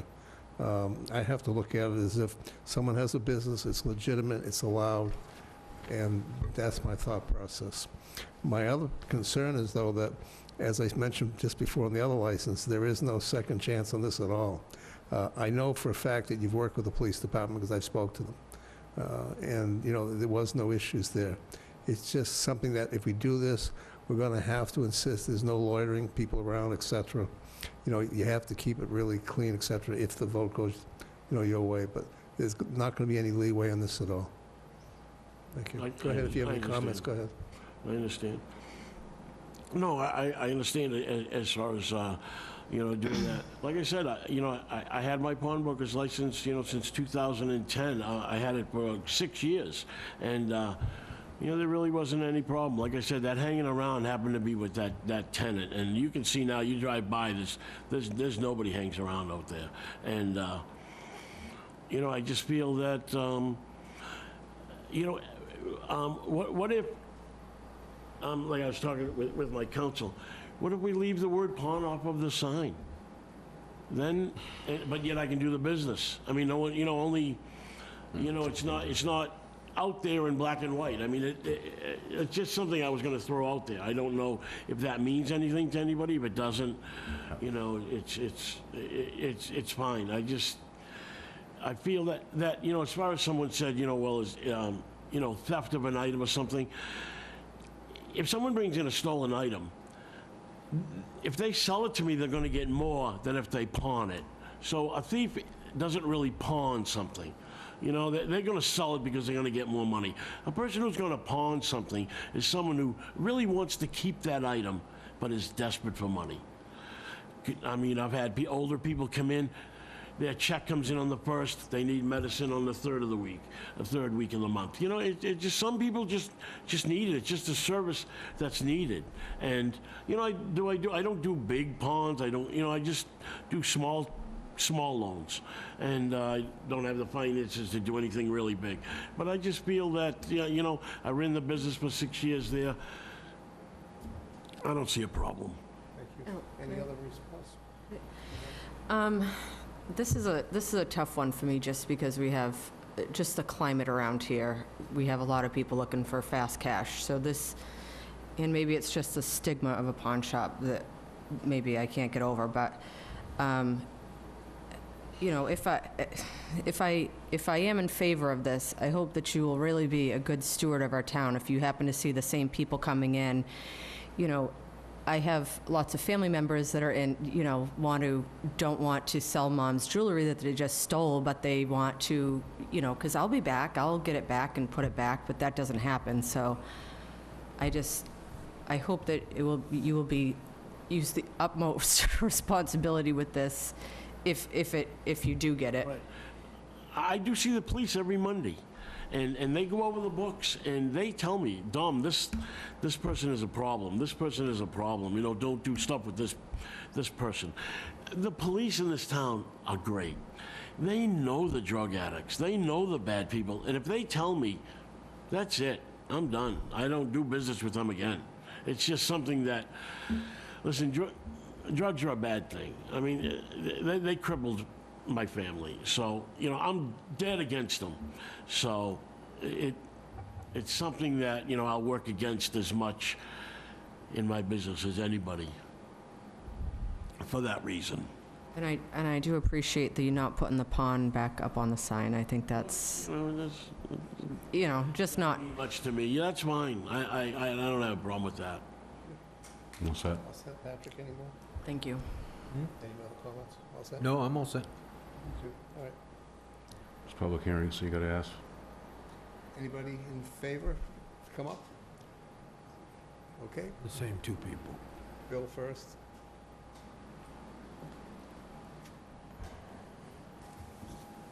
William Curtin, 59 Parkwood Drive, Wareham. Again, it's more about the integrity of Dominic that you, I don't think that you're judging, but if you are judging, I'd have to say that you have a good, solid citizen, and he is working for the town of Wareham as much as he can. And you can see that in the past, and I'm just in favor of being in favor of his getting a pawn license. Thank you for coming up. Mrs. Slater.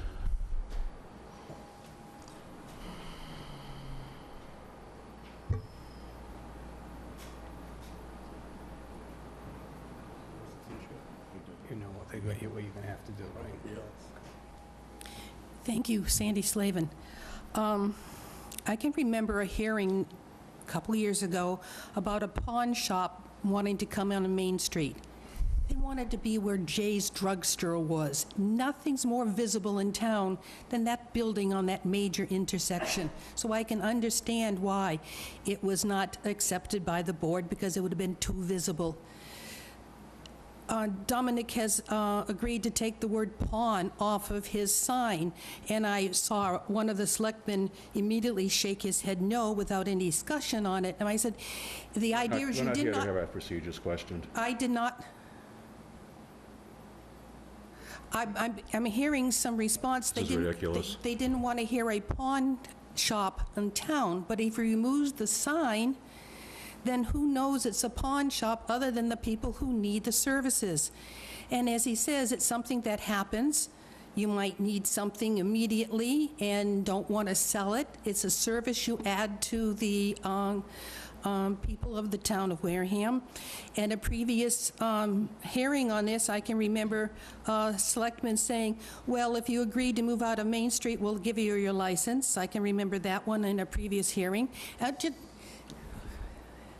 And I think it's... in favor of the license only, please. Yes, I am in favor of giving Dominic a license as a pawnbroker on Main Street. Thank you. There was something else I wanted to say, but senior moment. I should have written it down. Thank you. Thank you. Anything else? Okay. I'll speak. Come on up, Jack. This is in favor, Jack?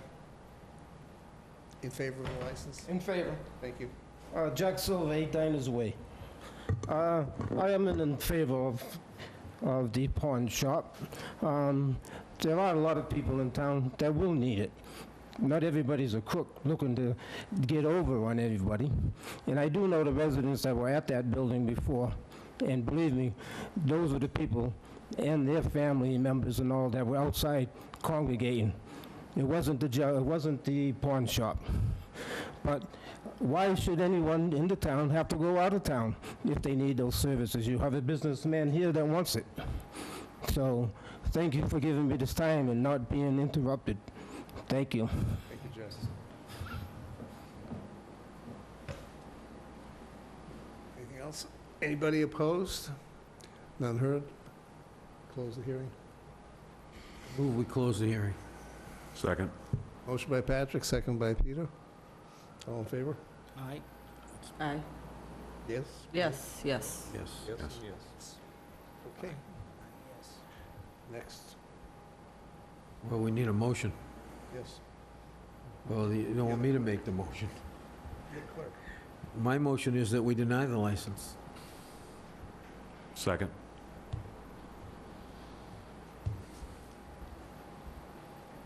Okay, the first one there. Any question from the board? All those in favor of denying? Aye. Aye. Opposed? No. Tony, I didn't hear. I didn't hear you vote. Opposed. Opposed? Opposed. The motion is defeated 2-3-0. Next motion. Somebody else has got to make it. I make a motion that we approve the pawn license. Say again, I'm sorry. I make a motion that we approve the pawn license for... Second. Motion by Mary, second by Tony. Just as a comment, I'll repeat again that there are no second, third, or fourth chances. We listed everything out. As far as the pawn on the name of the shop, I don't know if we actually voted on that per se or not. You know, it's, again, it depends what the applicant wants to do. But again, as far as traffic in front of the store, et cetera, it's all incumbent upon you. And I think we can put those, if town council says we can put those as conditions for the license also. Okay. Okay? All those in favor? Aye. Opposed? No. The vote is 3-2-0. Thank you. Thank you very much. Thank you very much. Yes. Mr. Chairman, members of the board, you could, as a license condition, state that you don't want the word pawn displayed on the sign or signage. Why don't I just review? I'm just going to ask the board, do you want the pawn on the license or not, Tony? On the actual sign on the outside of the building?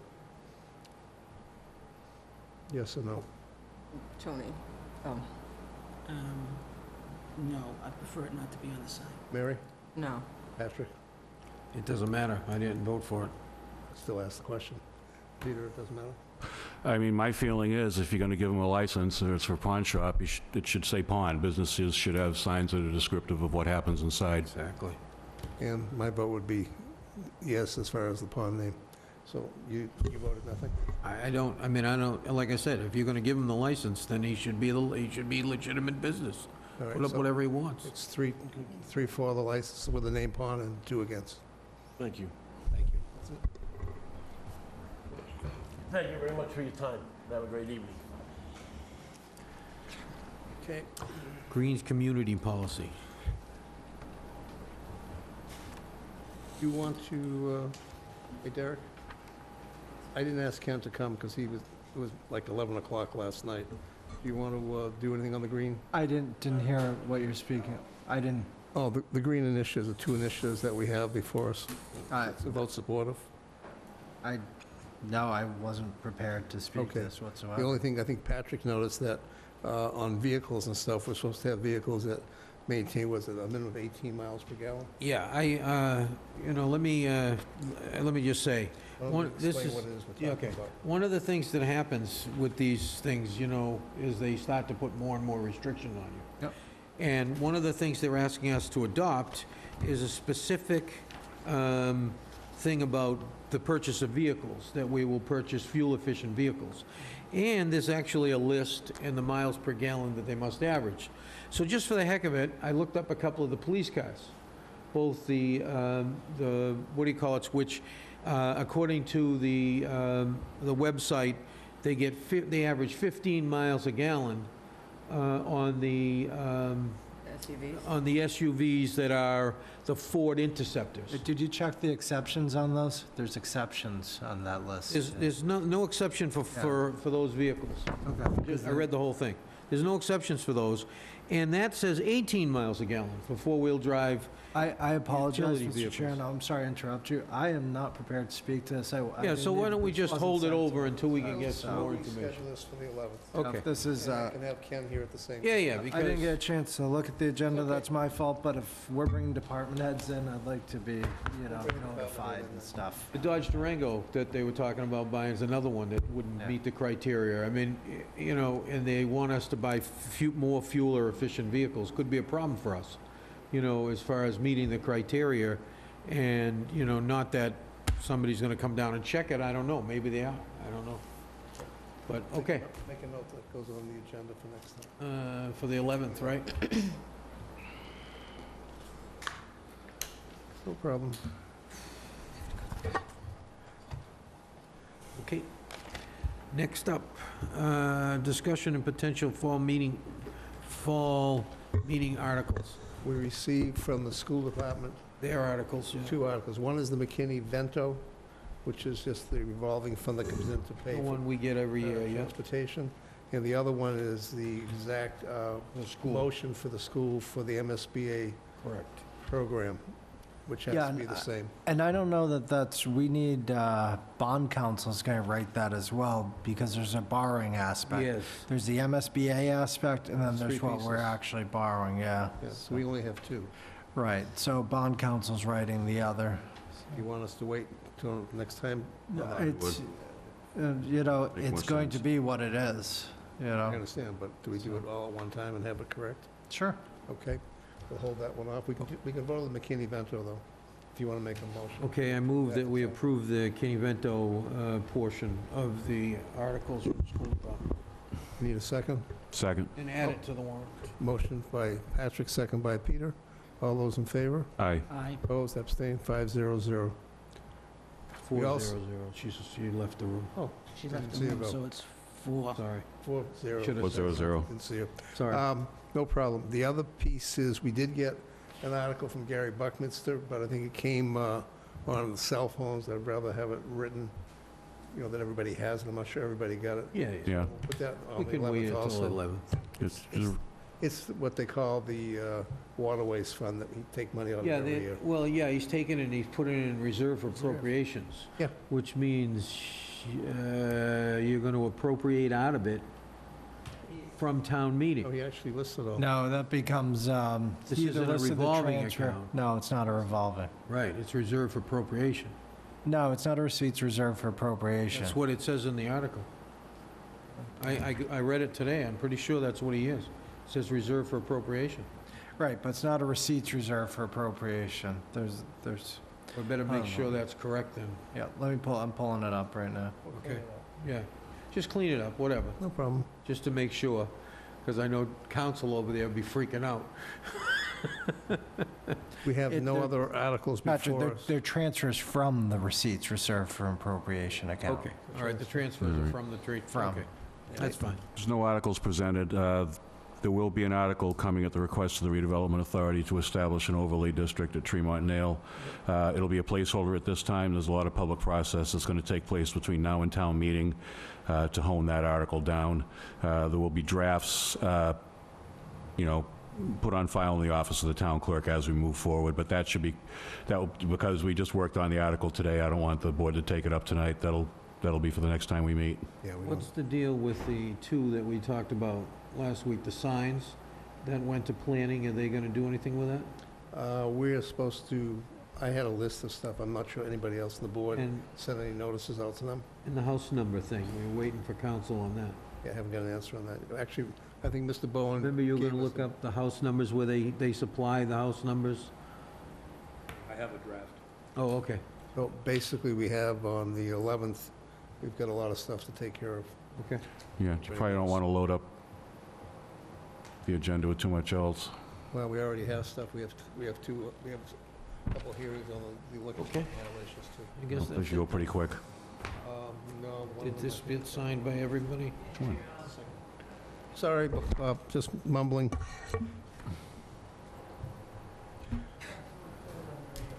Understand. Town administrators report. Thank you, Mr. Chairman. We had received information back on 19 Puritan Ave. That was the house that had been foreclosed upon that had the deed rider on it for low-income housing. They've been foreclosed upon, and now it's somebody else is seeking to purchase it from the bank. They're asking us to make a decision on this. However, the last time we've done anything like this, we had roughly 3,000 put towards the Affordable Housing Trust.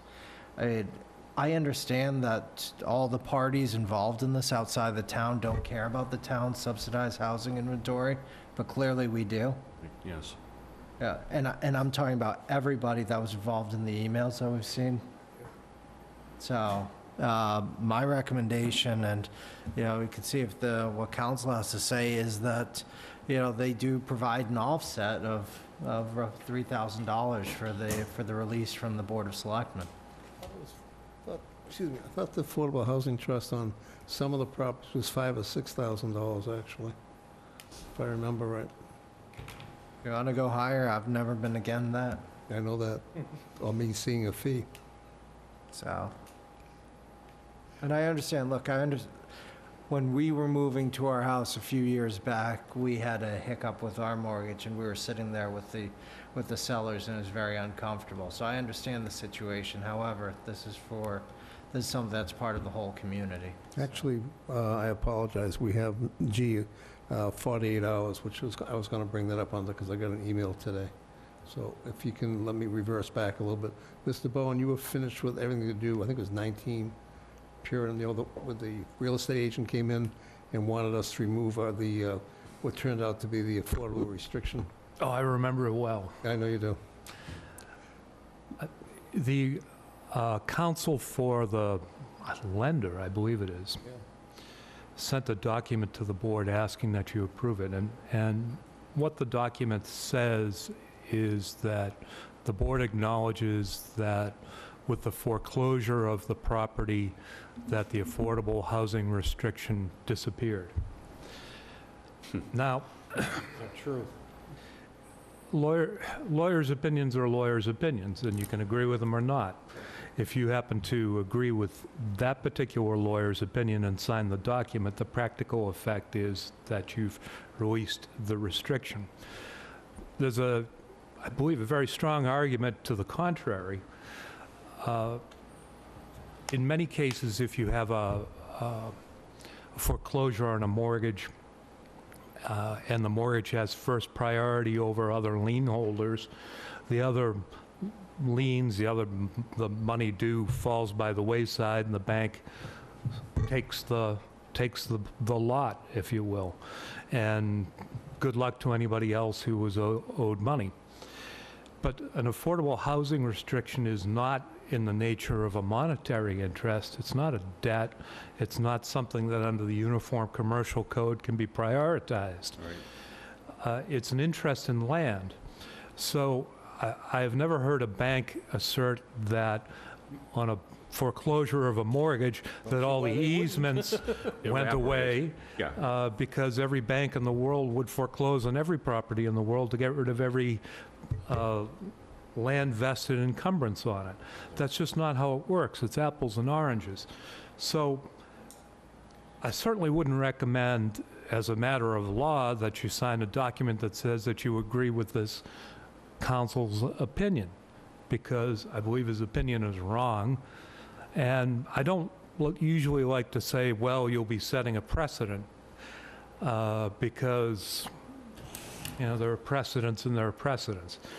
But in a way, you're going to set a precedent because you're going to have a parade of people coming in saying, well, this got foreclosed on, you did it here, why not do it there? If you want to release the affordable housing restriction, if that's something that you want to do, then just say that's what you're doing. Don't subscribe to this, well, I won't describe what I think of the opinion. Just don't subscribe to it. If you want to release it, release it. In other cases, when you've released it, we've negotiated with the party that wants it released that they make a payment to the Affordable Housing Trust. We've done that. So far, I haven't heard an offer. There hasn't been anything. That's the precedent I'd like to follow. Well, let me just give you my 2 cents. Patrick has his as well, and I'm sure the other board members also.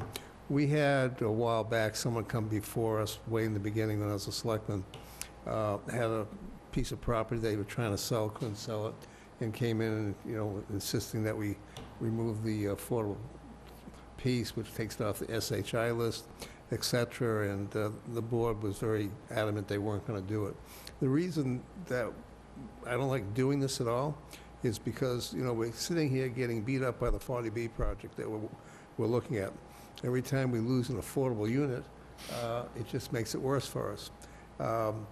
And the worst part of this is that both DHCD and CHAPA came down on us really hard, telling us, you know, we approve it, you're going to have to release it, and we basically stuck to our guns on that one. This one here, I feel kind of a little bad about, because the real estate agent is telling me that, well, the child is enrolled in Falmouth and Wareham, they don't know where the child's going to go and everything else. But at the end of the day, you've got Woodland Cove with 150 affordable units coming in. The project initially, even though it's 25% affordable, the project, all of it counts toward the affordable housing units, even though only 25% are. But everybody forgets that Bay Point has just under 100 units coming on thing, which none are affordable. So everybody thinks that we're going to get close to our number. It's not happening, especially on the Woodland project, which will take 8 years under what they're asking for to complete. So I'm taking a stand, which I don't usually do, that I just don't believe we should be releasing affordable units who are sitting there getting beat up by the state to put affordable housing in with no concern whatsoever on how it affects the town. Because at the end of the day, we all suffer. Patrick? All right, so first off, just so you know, if we give them 8 years to do that, that's going to look like one big sand pit for a long, long time. You wait and see. But anyway, as far as this is concerned, I'm done releasing these at all. Just done. Not releasing them ever. Not going to sign off on it. You guys can do it if you want. I'm not doing it. I'm not taking good affordable units and taking them out of the mix ever anymore. I'm just not going to do it. There's no reason for it. People buy them knowing they're affordable units. They exist in them just because they get foreclosed on. I don't care. Put somebody, another affordable person in there, you know? That's what the bank has to do. Just because the bank, and I'm gonna tell you what their theory is, just because they spent a whole lot of money getting them out of there, and then cleaning the place up, and doing whatever they had to do to make it happen, they want to say, well, okay, we want to recoup that money. I don't care if you recoup the money. I don't care. If you make a bad loan, live with it. That's right. You made the bad loan, you live with it, period. No, it's not going to happen. Okay? I'm not going to sign off on any of these ever again. Yeah, you know, I understand the difficulties in marketing some of these places, but again, you know, people benefited from the fact that these were affordable when they purchased them, so people get in over their heads. You know, we're basically, you know, if anybody wants to remember back 10 years to the mortgage crisis and all of that sort of thing, you know, that was essentially brought upon us by banks giving loans to people who shouldn't have gotten them in the first place. And it's a fact of life that these places are just going to continue to be foreclosed upon. We're going to run into the same issue time after time after time. And, you know, if somebody wants to make a serious contribution to get the thing off, something that will allow us to create another affordable unit, you know, $3,000's not going to do it. Exactly. You know, if somebody wants to talk real turkey, then maybe we listen to it. But with nothing on the table, I can't support this at this time. I would ask that we don't even act on it tonight. Nope. Pleasure of the board. I move we deny it. Second? Second. Motion by Patrick, second by Mary. Any questions? Nope. All those in favor of denying it this time?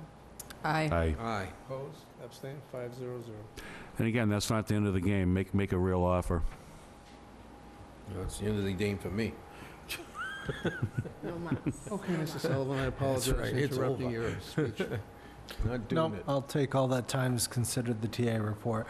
But That's okay. also, we are coming up where we can exercise a one-year extension with COG Inc., who's handling all the CDBG and such. My recommendation is we do go forward with that, so if it's okay with the board, I'll continue engaging with Mr. Sanborn and COG Inc.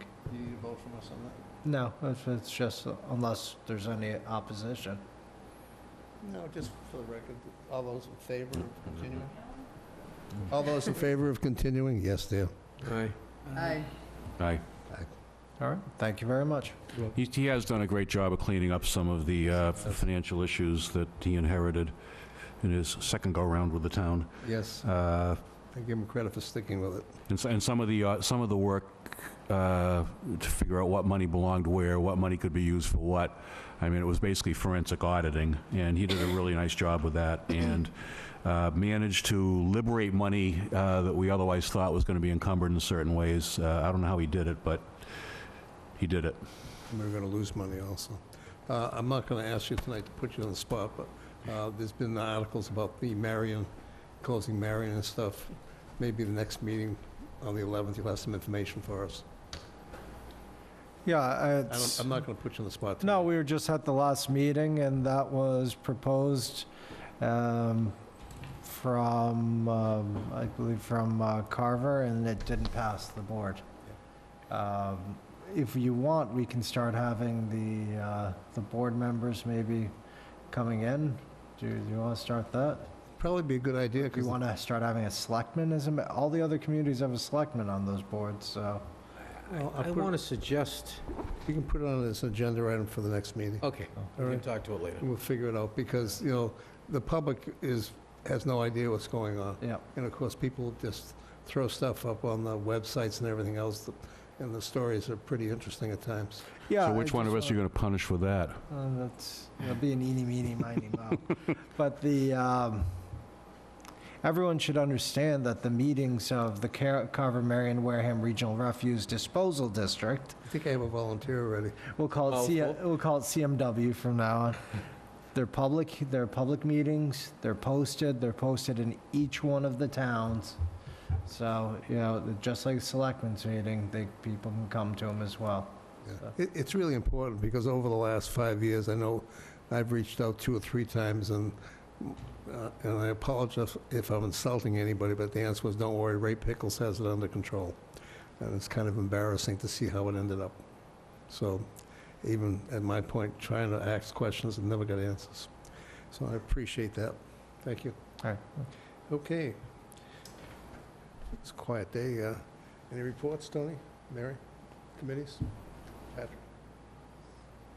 You all done?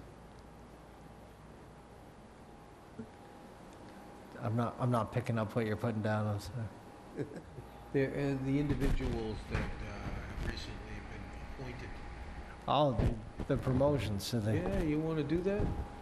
At least let Yeah. people know who they are, and, you know, we could give them our support. Alan he had spoken to that real... Do you want to do something formal? That we've stopped doing the formal... Well, actually, we have not re-voted that. Yeah. We're supposed to vote it every year, and we haven't re-voted it, so just to cover our everything, maybe we should All right. just do it. So why don't we present as a formal letter to the board? I mean, it's... It's up to you, however you want to handle it, but I think it's a good idea. Okay, yeah. Plus, you know, people get to hear it, and, you know, and we get to praise people a little bit. And people know who to yell at. Yeah. Patrick, it did not click. Huh? It just didn't click. I even turned it over to figure Yeah, there's something on the back? No, there was nothing on the back. Okay, so you had nothing? I have nothing. Peter? No. Nope. Let me just take a quick It's look. been a long meeting. It's been a long night. We've done about 50 Everybody- minutes before I thought we were. Thought we'd go to I 10. do have Everybody looked at something me in and the said consent yes. agenda, that's all. Yeah, just let me check here quickly. We did actually, so everybody understands and knows, Serped was in town on Thursday last week. For those people seeing a white four-bladed drone flying around town, that was theirs. They've gone ahead and done the full aerial photography of the Deacon School property area, and also continued the full pictures going down Main Street for what could be sometime in the future, Plan A and Plan B for a commuter rail station. It's just started the program that we started with them. ZBA meeting, I was at Wednesday this past week. I was able to get the hearing continued and not closed till the 12th of September, based on the new plans that nobody had a chance to really review and comment on. Patrick has made comments on that. It looks as if the water department for Onset and the sewer department for Wareham have signed off on the project, just so everybody knows. And that's kind of where we're at there. And I think that's good for me for today. Let me just say one Go thing ahead, about the rail service. I mean, if they're flying over, looking at Deacon's property, tell them to not bother, because I certainly don't want to give up a good piece of property to a tax-free piece of property to the state. We're not planning on that. Okay, but I mean, if that's what they're thinking about, if the school happens to get emptied and it happens to be that everything comes together for us, that would be not a good place. No, it's a redevelopment. Yeah, exactly. That's a redevelopment property, right, Mr. Titlebaum? It could be. You want another 40B there? Huh? Another 40B, is that what you're suggesting? Not a 40B, no. No 40Bs. He's gonna balance out the other side of town. Well, how big is that property? If you can jam 150 onto 7 acres, what could you do there? About 1,000. Go up a level, too. There you go. I mean, to put a train station on it would be just sad. Yeah, do the 40Bs, we'll be good to 2,500. Okay, no problem, I just... All right, next is the consent agenda. I just have one piece. I'd like to move that we approve the minutes of the regular Board of Selectmen's meeting from August 7th, 2018. Everybody was present. Second. Motion by Patrick, second by Tony. All those in favor? Aye. Aye. Opposed, abstained? 500. And that's the end of it. Need a motion to adjourn. So moved. Second. All in On the favor? end. Aye. Aye. Good night, Wareham. Please be safe over the next Thank you. 2 weeks. We'll see you in 2 weeks.